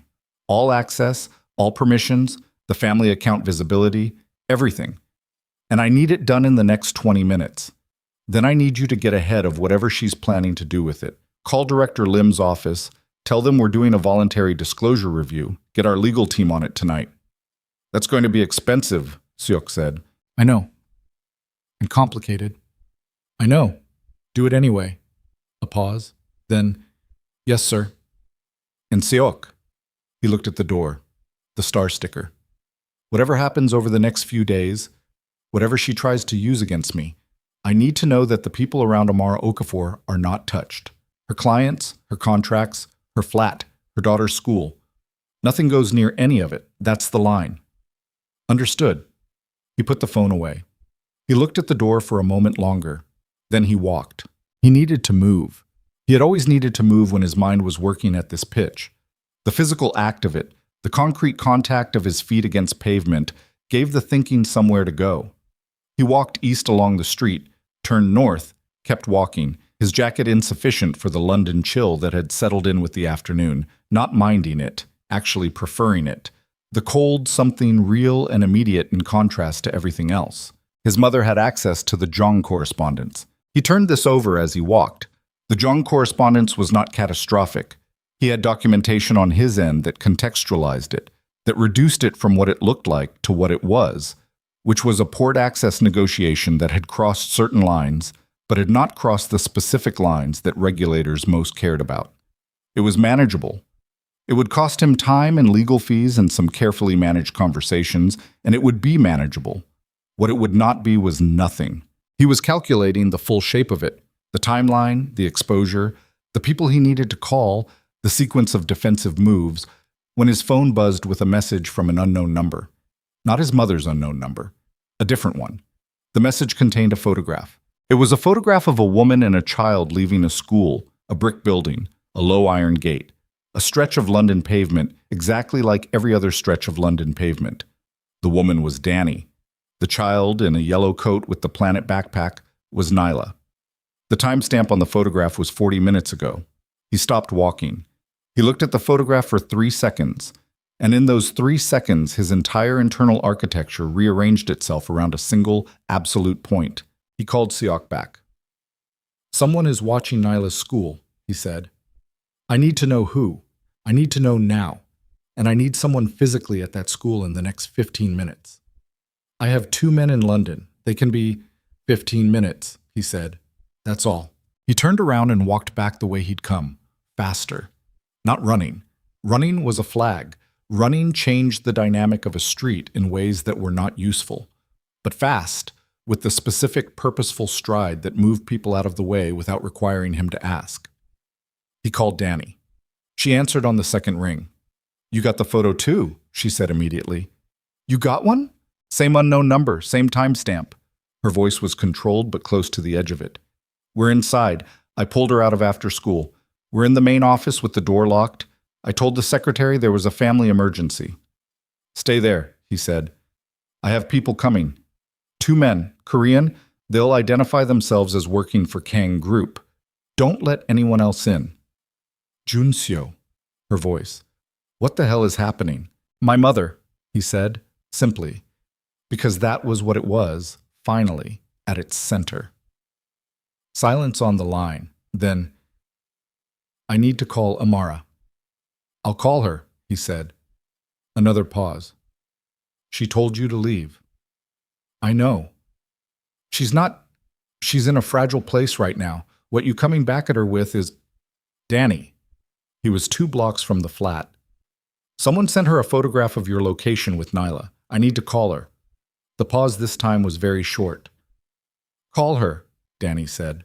He ended the call and dialed Amara. She picked up on the 5th ring, long enough that he had been counting. Her voice when she answered was flat and guarded and entirely unsurprised that it was him. I told you. Check your messages, he said. Unknown number. Do it now. A pause. The sound of her moving, the swipe of a phone screen. Then silence. A different kind of silence. That's Nyla, she said. Yes. Danny has her. She's safe. They're locked in the school office. I have people going there now. He kept his voice even, kept it informational, stripped of everything that would make it harder for her to process. My mother sent this. I don't think she would physically harm Nyla. I want to be clear about that. I don't believe that's what this is. I think it's a message. It's meant to show me what she can see, what she has access to. She sent a photograph of my daughter, Amar said. Yes. To show you she can see her. Yes. The silence on the other end was a different temperature from the others. He had heard her in many registers over the years. The warm and easy register, the sharp and focused register, the quiet, devastated register of the letters. This was none of those. This was something he had not heard from her before, something that had been built in the years he hadn't been there, in the fires that had been lit and survived in his absence. I'm coming to the school, she said. I'll meet you there. She hung up. He was already moving at something very close to a run. The school was 6 blocks east. He covered it in 4 minutes and arrived at the iron gate at the same moment as a black car that pulled up to the curb and disgorged 2 men he recognized from his London security rotation. Park and Cho, steady and professional, and currently trying to project the least threatening version of themselves possible outside an infant school in Islington. He went in ahead of them, spoke to the secretary, was taken through to the office where Danny was sitting in a chair with Nyla in her lap, reading what appeared to be a story about a rabbit to a child who was listening with the absorbed attention she brought to everything. Neela looked up when he came in. Her face did the thing it had done on the plane, the immediate, total, unselfconscious welcome of a child who had decided on the flight that this person was interesting and trustworthy and worth the energy of genuine attention. She had not been told anything, he understood. She didn't know there was anything to be afraid of. She was reading about a rabbit, and then the man from the plane was in the doorway. You're in London, she said, with the satisfaction of someone whose prediction has been confirmed. I am, he said. I told Auntie Danny's soul was better, she said, but London has good things too. Did you know there's a market near our house with the best jollof rice? My mom takes me every Saturday. I didn't know that, he said. We can take you if you want, she said simply. Then she looked back at her rabbit book, the conversation complete in her mind, the world entirely as expected. He looked at Danny over Neela's head. Danny looked back at him. The nurse's assessment, the same inventory she'd been taking since the plane. She gave him a very slight nod. He breathed. Amara arrived 7 minutes later. She came through the door and went straight to Nyla, picked her up with the automatic, practiced ease of someone who had been picking this particular child up for 5 years, folded her in, pressed her face into the curls, held on. Nyla tolerated this with the patient good humor of a child who was accustomed to adults occasionally needing her physical presence as an anchor. Mom, she said, muffled, you're squishing. I know, Amara said. 1 more second. She put her down, smoothed the yellow coat, checked her face, her hands, her general condition. Then she stood up and turned and looked at Junseo. Whatever she had decided to be when she got here, however she had organized herself in the minutes between his call and this room, it lasted approximately 4 seconds of looking at him. Then it shifted, not to softness, not to anything that simple, to something more complicated, more honest, the look of a person who has stopped managing their face for just long enough to let you see what's underneath. "Is it handled?" she said. "My men are outside. I have people working on the source." She nodded. She looked at Nyla, who had returned to Danny's lap in the rabbit book without apparent concern. She looked at the door. She looked at the floor. "This is what it is," she said. Not to him specifically, to the room, to herself. "This is what your life is." "Yes," he said. He wasn't going to lie about it. "This is what it is. Men outside schools, unknown numbers, your mother using my child to—" Her voice didn't break. It just thinned, went to the edge of its thread. This is what Nyla would be walking into. "It doesn't have to be." "Don't?" Her eyes came back to him. "Don't tell me it doesn't have to be this because you will make it better, because I have had this conversation before, in a different version, years ago, and I have learned some things since then." She breathed. "I have learned that love is not sufficient preparation for a life, that wanting something to be different from what it is doesn't make it different." He looked at her. He thought about what he wanted to say and what would actually be useful. He thought about the version of himself that had learned over 4 years when to push and when to stay still. "You're right," he said. She blinked. "This is what my life is," he said, "and you deserve to know that completely before you make any decision about what you want. So I'm not going to tell you it's fine. It's not always fine. There are men outside this school because my mother decided to show me what she could see, and that's real, and it's mine, and I own it." He paused. "What I'm going to tell you is that the thing that just happened, that will not happen again. Not because I'm going to make promises about the general shape of my life, but because I am going to make sure that the person responsible for it understands completely that she has used the last option she has. Your mother." "Yes." Amara looked at him for a long time. He let her look. He let her see whatever she needed to see. The tiredness, the 4 years of it, the specific way 4 years of grief and work and controlled purpose had restructured the face of the man she had known and left her with this different version. "I'm going to take Nyla home," she said. "And you're going to deal with your mother. And then—" She stopped. Her jaw moved. "And then I don't know. I don't know what comes after that." "That's enough," he said. "That's all I need right now." She nodded. She reached for Nyla's hand, spoke quietly to Danny, gathered the planet backpack and the yellow coat and the small, complete person at the center of both their lives. At the door, she stopped. She didn't turn around. He could see the line of her back, the set of her shoulders, the posture he had read 1,000 times in a different life and was relearning now under these different conditions. "She talks about Korea in her sleep," Amar said. "She doesn't know she does it. She says words in Korean. Ones I never taught her. I used to think I was imagining it." A pause. "I'm not imagining it." He didn't say anything. She walked out. He stood in the school office in the low afternoon light and breathed, and then he called Seok. "Get me a car," he said, "and tell me where my mother is right now." "Songbuk Dong," Seok said immediately. "She hasn't moved. She's been on the phone, though. Multiple calls in the last 2 hours. One of them was to Lee Byung-chul." Junseo went still. Lee Byung-chul was not a man you mentioned casually. He was 61 years old, and he controlled 3 things in South Korea that were very difficult to control: a media infrastructure that shaped what people were told about public figures, a financial network that could move large sums in ways that were technically legal and functionally laundering, and the specific loyalty of approximately 12 people who had, over 30 years, done things that could not be formally named in formal settings. He had been a peripheral figure in his father's world. He had become less peripheral in Junseo's, not because Junseo had sought the relationship, but because certain structures were inherited whether you wanted them or not. His mother had been calling Lee Byung-chul. "How long ago?" he said. "First call was 40 minutes ago. Second was 12 minutes ago. Second call was 11 minutes long." 40 minutes ago. Right after Junseo had told her he was going to deal with what comes. Right after she'd heard the flatness in his voice and understood that the card she'd played hadn't produced the result she needed. She had called for a different kind of option. What does she want from him? Junseo said, though he was already building the answer. We're still working on that, Seok said. But, sir, Lee Byung-chul's organization has assets in London, has had them for about 2 years. A property management front mainly, but the people running it are not… He paused. They're not property managers. The photograph of Nyla outside the school, the 40-minute timeline. Junseo's chest was very cold. Get me on the next flight back to Seoul, he said. Tonight. Sir, if you leave London now, I know what it means. Book it anyway.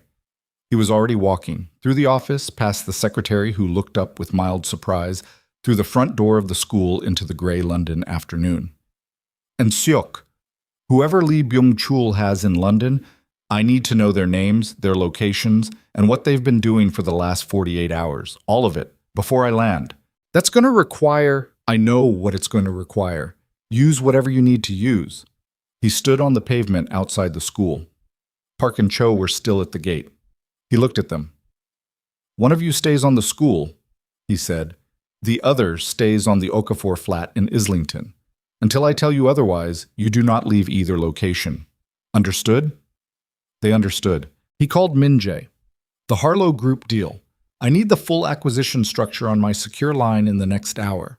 I need to know exactly how my mother has access to my signature protocols, and I need that access revoked. And I need… He stopped. Calculated. I need you to draft a letter to Amara Okafor from me on Kang Group letterhead. It will confirm, with full legal documentation attached, the removal of Okafor Creative from the Harlow subsidiary holdings and the cancellation of any Kang Group interests that intersect with her client base. Have the lawyers sign off tonight. Tonight is… Tonight, he said. He ended the call. He stood on the Islington pavement in the failing afternoon light, the city moving around him with its vast indifference, and he thought about his mother on the phone with Lee Byung-chul, and he thought about what Lee Byung-chul's London assets were positioned to do, and he thought about a 5-year-old girl in a yellow coat with her face in a Planet backpack who counted to 10 in Korean in her sleep without knowing she was doing it. He had made his life into something cold and purposeful and structurally sound, and it had served him. For 4 years it had served him. It had moved him through the world efficiently and had insulated him from the specific vulnerabilities that warm things had. He had built something impressive and entirely loveless out of grief and work and the animal determination to survive what his mother had done.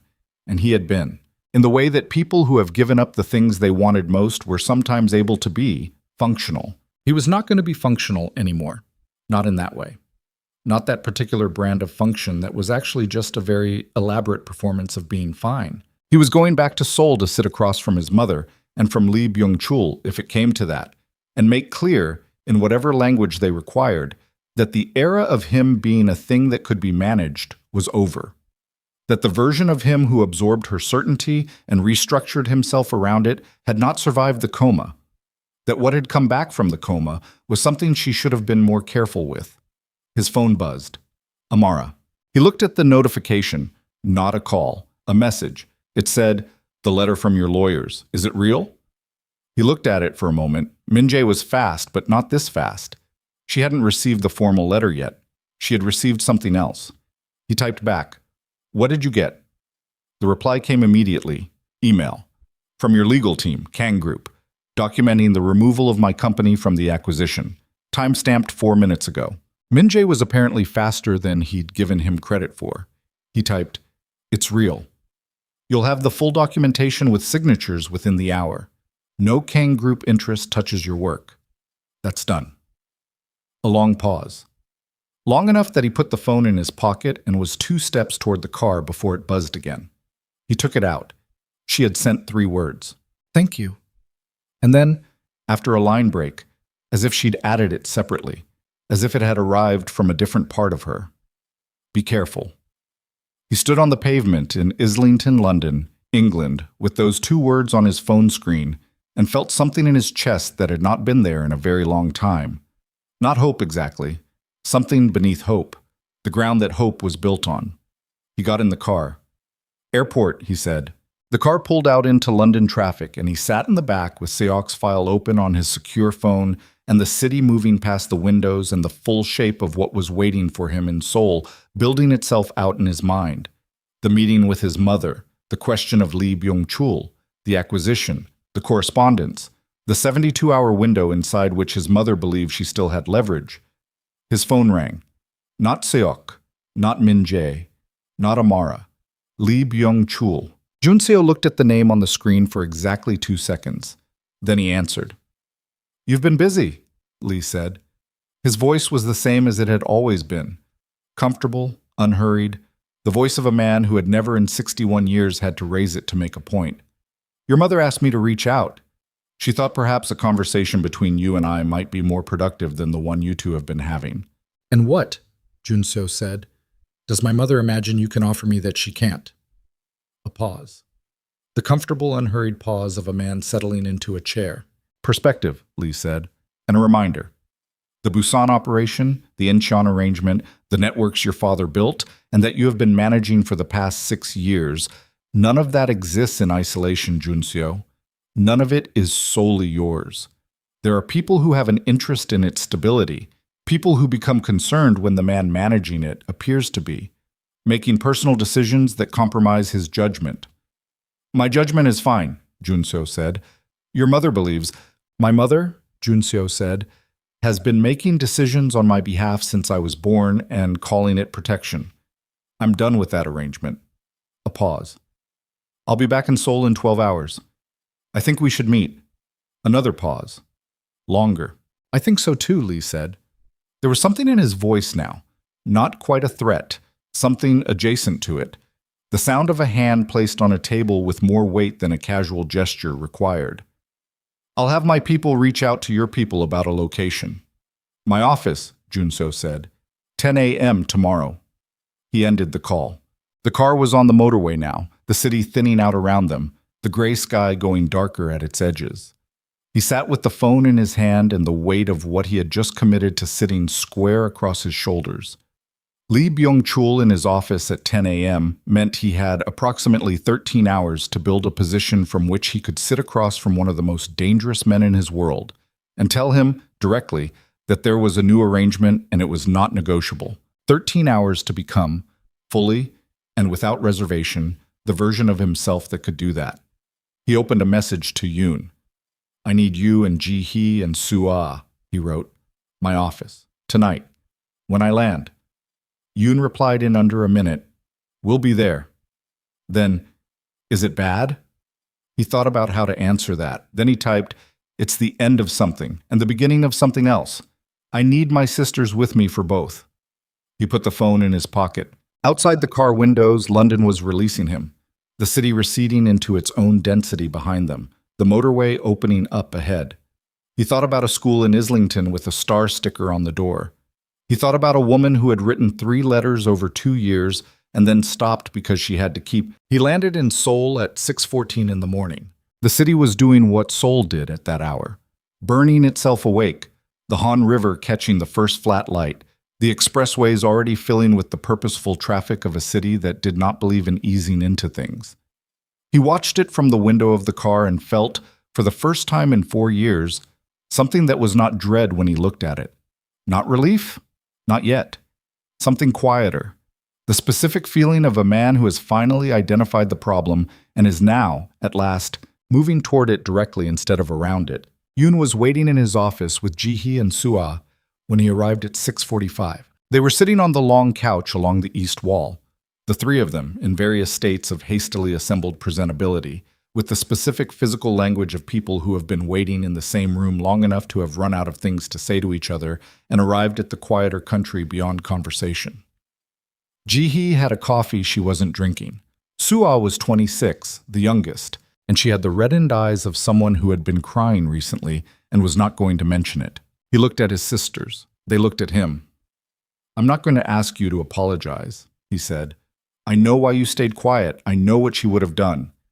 He set his bag down on the desk.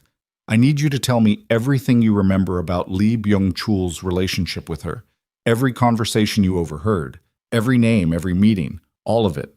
They told him. It took 2 hours. He sat behind his desk and listened and did not interrupt and built the picture as they filled it in. The shape of his mother's relationship with Lee Byung-chul, which was older and more structural than he had understood. It went back to his father's era. Lee had been the one who had helped his mother manage the transition of power after his father's death, when Jun-seo was 22 and newly inheriting something enormous and only partially understood.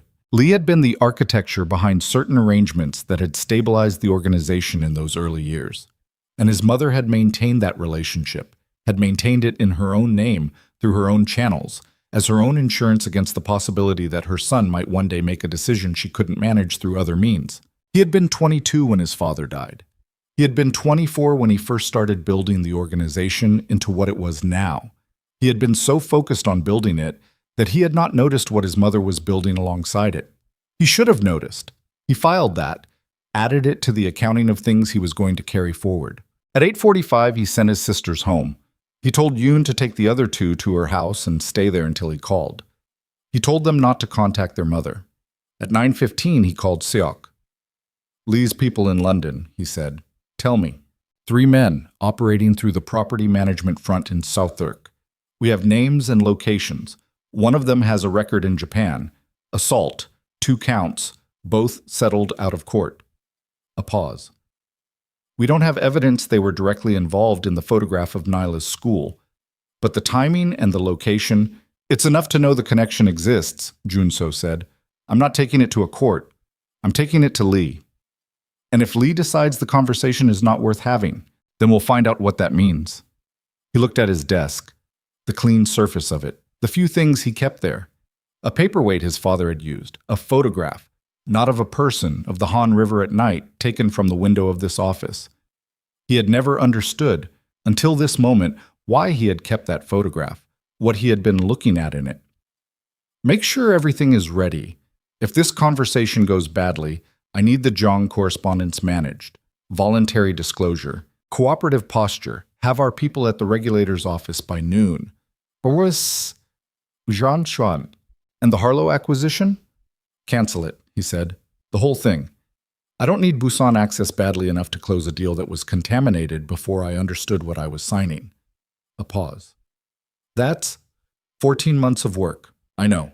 Cancel it." At 9:58, Lee Byung-chul arrived. He came alone, which was either a gesture of respect or a statement of confidence. Jun-seo had not yet determined which. He was a large man, physically, with the unhurried solidity of someone who had long ago stopped needing to demonstrate anything through size or speed. He wore a gray suit that had cost more than most people's monthly rent, and he moved through Jun-seo's office with the ease of a man examining something he was considering buying. He sat down without being invited to. "You look tired," Lee said. "I am tired," Jun-seo said. He remained standing. "Let me tell you what I know." He told him. All of it. The timeline, the London assets, the photograph of Nyla's school, his mother's calls in the 40-minute window after their confrontation. He laid it out with the same precision he used in the meetings that mattered, because this was a meeting that mattered, and the only currency he had in it was the clarity of what he knew. Lee listened without moving. His face did very little. He was 61 years old, and his face had learned, over 61 years, to be a surface and not a window. When Jun-seo finished, Lee was quiet for a long moment. "Your mother is concerned about the continuity of what your father built," he said. "That concern is ots. Yes. My mother used a child," Jun-seo said. "She used a 5-year-old girl who does not know her father's name to send me a message. Whatever her concern is, whatever she told you her motivation was, that is what she did. I need you to understand that I understand that. And I need you to understand that whoever she positioned in London to provide that capability will not be in London anymore by the end of this week." A pause. "That is a significant statement," Lee said. "It's the only statement I have." Jun-seo sat down. He put his hands flat on the desk. An old move, something his father had done, a way of occupying space without aggression. "I'm going to tell you what the new arrangement is. You can decide whether you're part of it or whether you're not. But the arrangement is not negotiable." Lee looked at him. The surface of his face shifted by almost nothing. Almost. "Tell me," he said. Junseo told him. It took 20 minutes. He laid out the restructuring, the parts of his father's network that he was formalizing, the parts he was dismantling, the specific areas where Lee's organizational interests intersected with his and where he was willing to maintain those intersections under new terms. He was precise about what he was offering. He was equally precise about what he was withdrawing. He told Lee that his mother's access to Kang Group operations was over, that she would be provided for, that she would not want for anything material, but that she would not be a participant in business decisions going forward. He told Lee that whatever arrangement Lee had maintained with his mother as a separate channel of influence into his organization was terminated, and that any attempt to reactivate it would be treated as a hostile action. He told Lee that his daughter was not a variable in any equation that Lee or anyone connected to Lee was permitted to construct. Lee sat with all of this for a long time. The office was very quiet. Outside the windows, Seoul was doing what it always did. Indifferent, enormous, burning with its own purposes.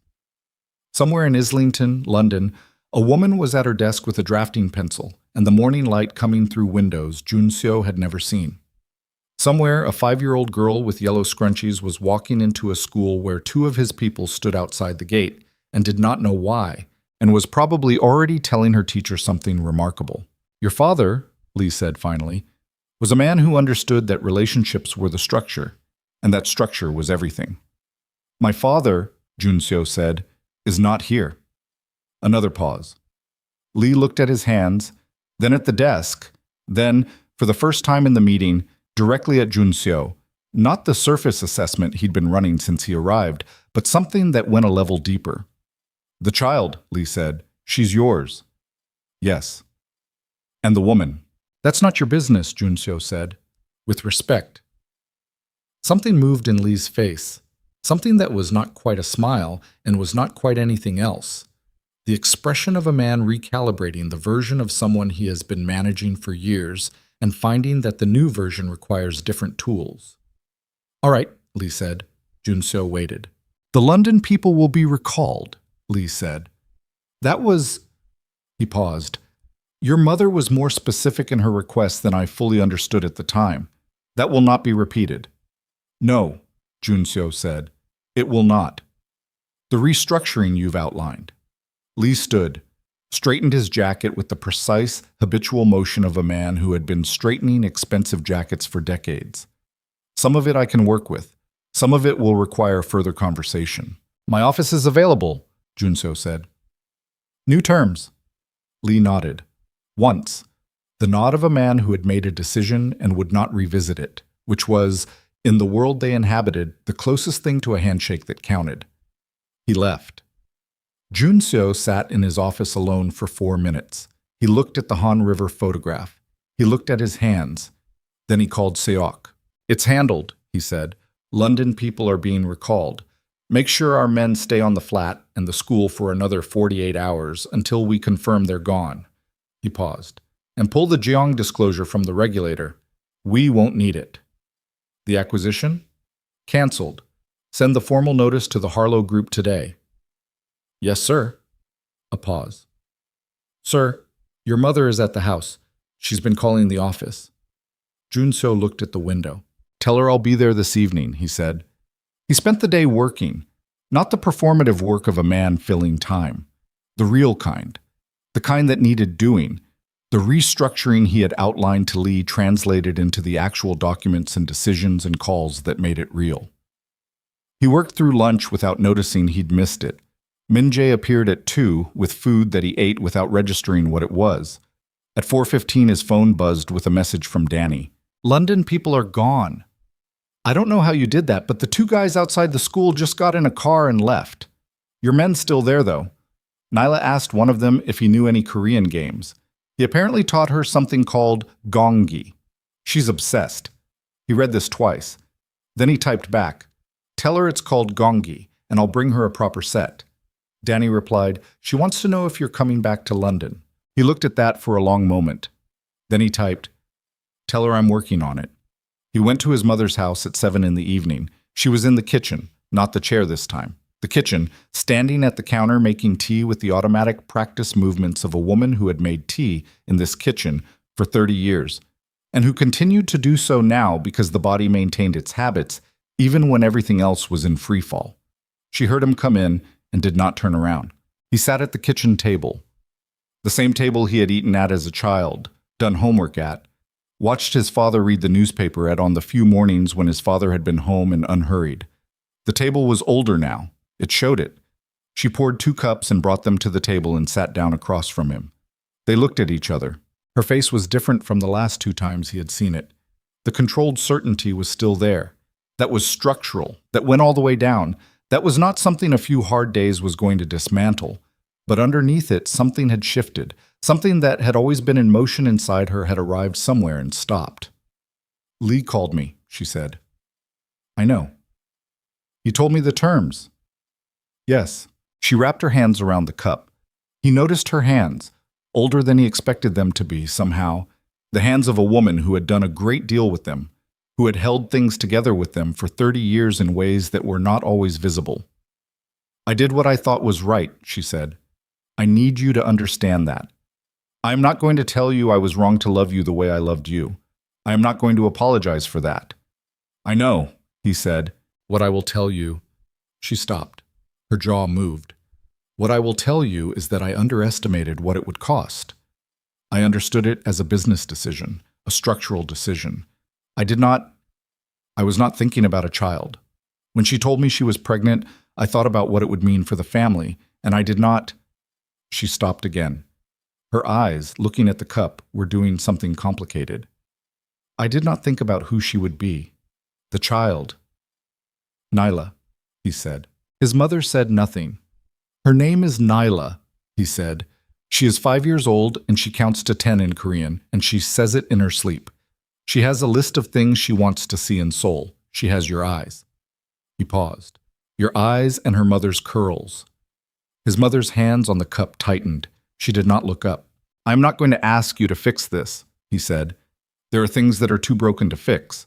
But I need you to understand what the rest of this looks like. Amara and Nyla are going to be part of my life. That is not a decision I am making. It is a fact I am stating. And you can choose what role you play in relation to that fact. You can choose to be someone Nyla knows, someone she has in her life, or you can choose otherwise." He let that sit.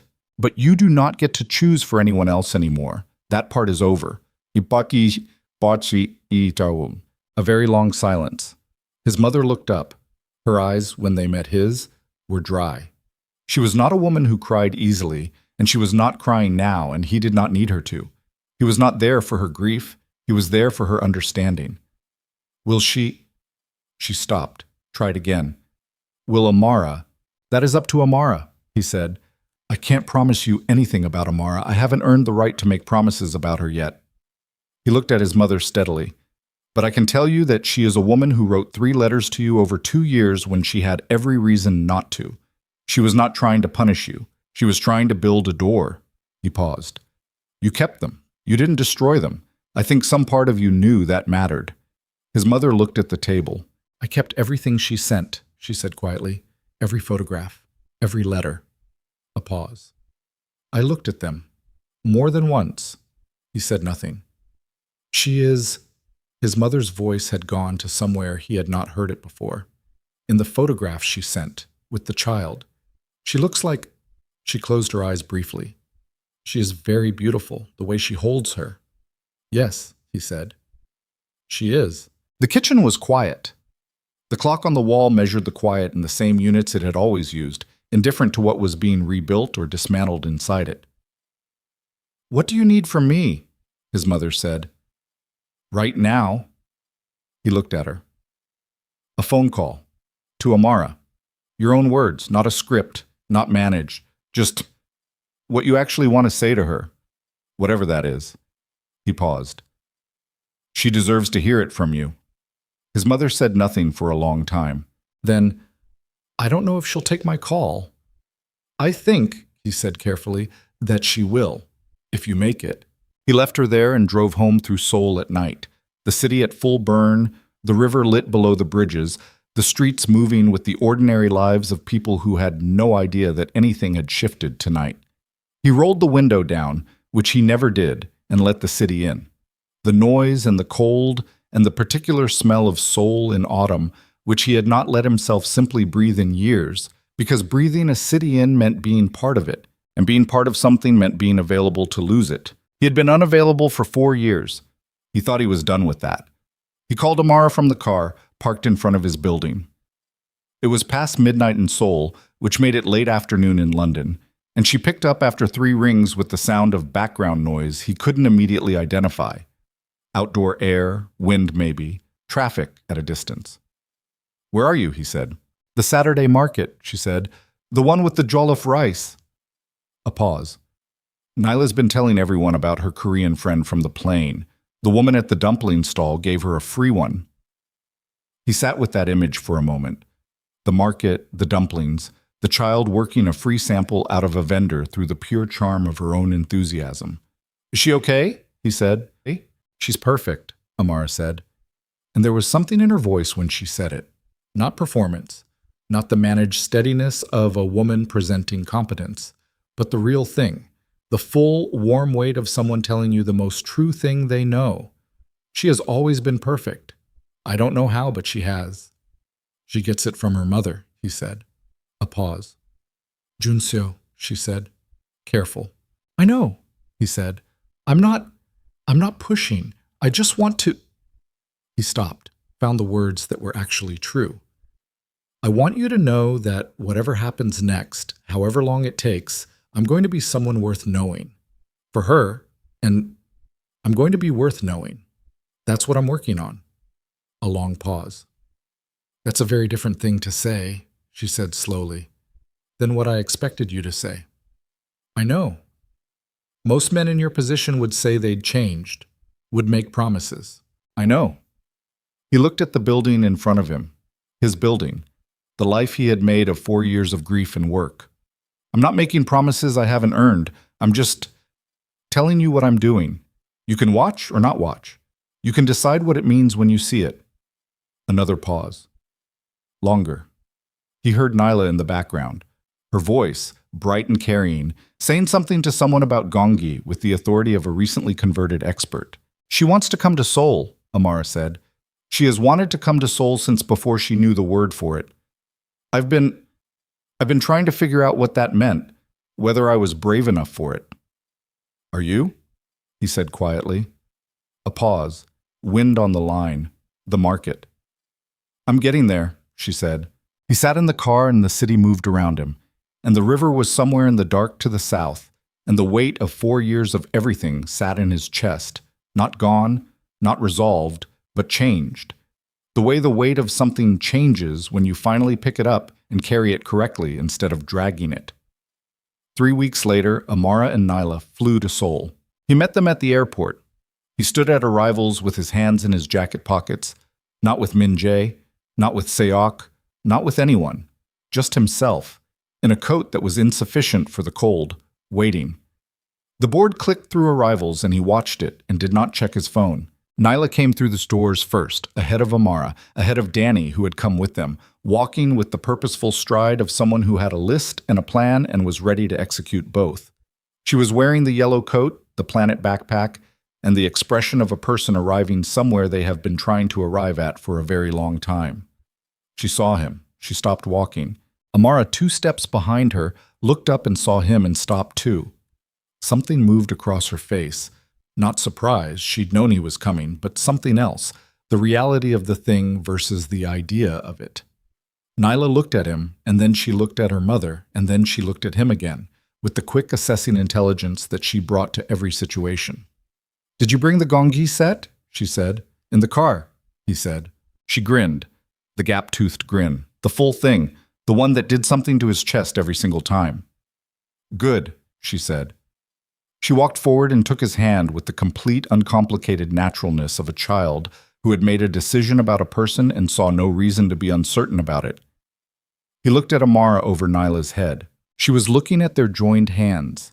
Then she looked up at him, and the expression on her face was not simple.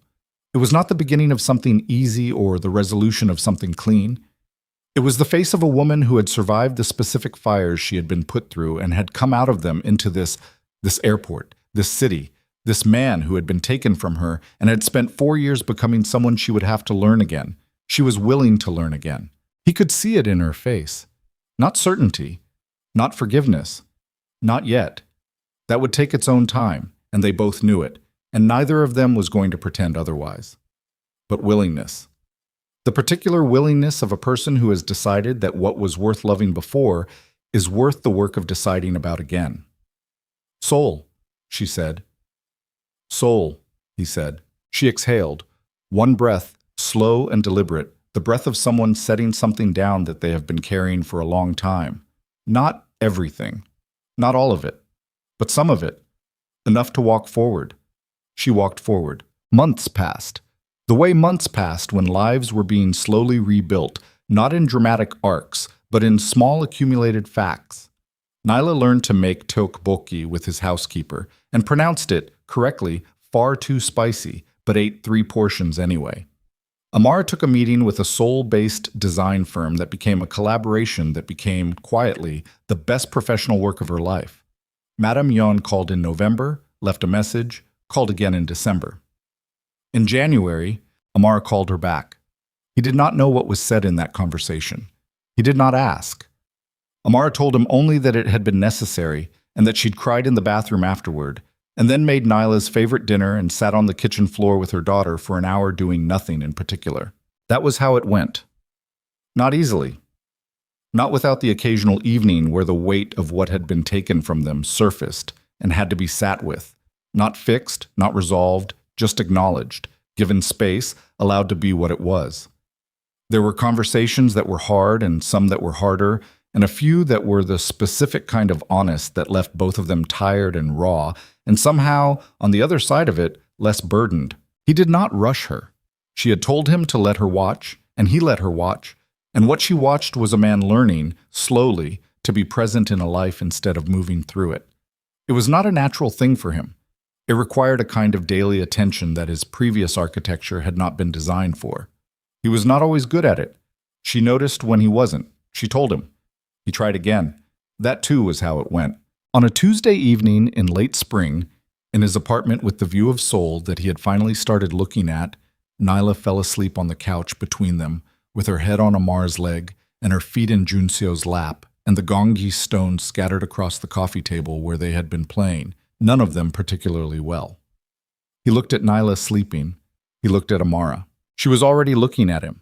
She had been watching him watch Nyla, and there was something in her face, quiet, unhurried, the most unguarded he had seen her since the airport, since before all of it, that he did not want to name yet because naming it too soon was how you broke things. But he thought about the letters she had written. He thought about 3 letters over 2 years, and the specific dignity of them, the way she had refused, even in grief, to be small or ugly about it. He thought about a woman who had decided to live and had done exactly that, fully and without compromise, and who was sitting across from him now with their daughter asleep between them and the Seoul skyline burning beyond the windows. He reached across Nyla and took Amara's hand. She looked at their hands, then at him. "I'm not there yet," she said quietly. "I want you to know I know that." "I know," he said, "but I'm—" She paused, found the word. "I'm here." "Yes," he said, "you are." Nyla shifted in her sleep, murmured something. They both looked at her and she said it again, softly, half-formed, the words of a child dreaming. And it was Korean, as it had always been, as it had apparently always been. Junseo recognized the syllables this time because he was listening for them. She was saying home. He held Amara's hand in the quiet of his apartment while the city burned itself into the night outside and their daughter dreamed in the language she had always somehow known.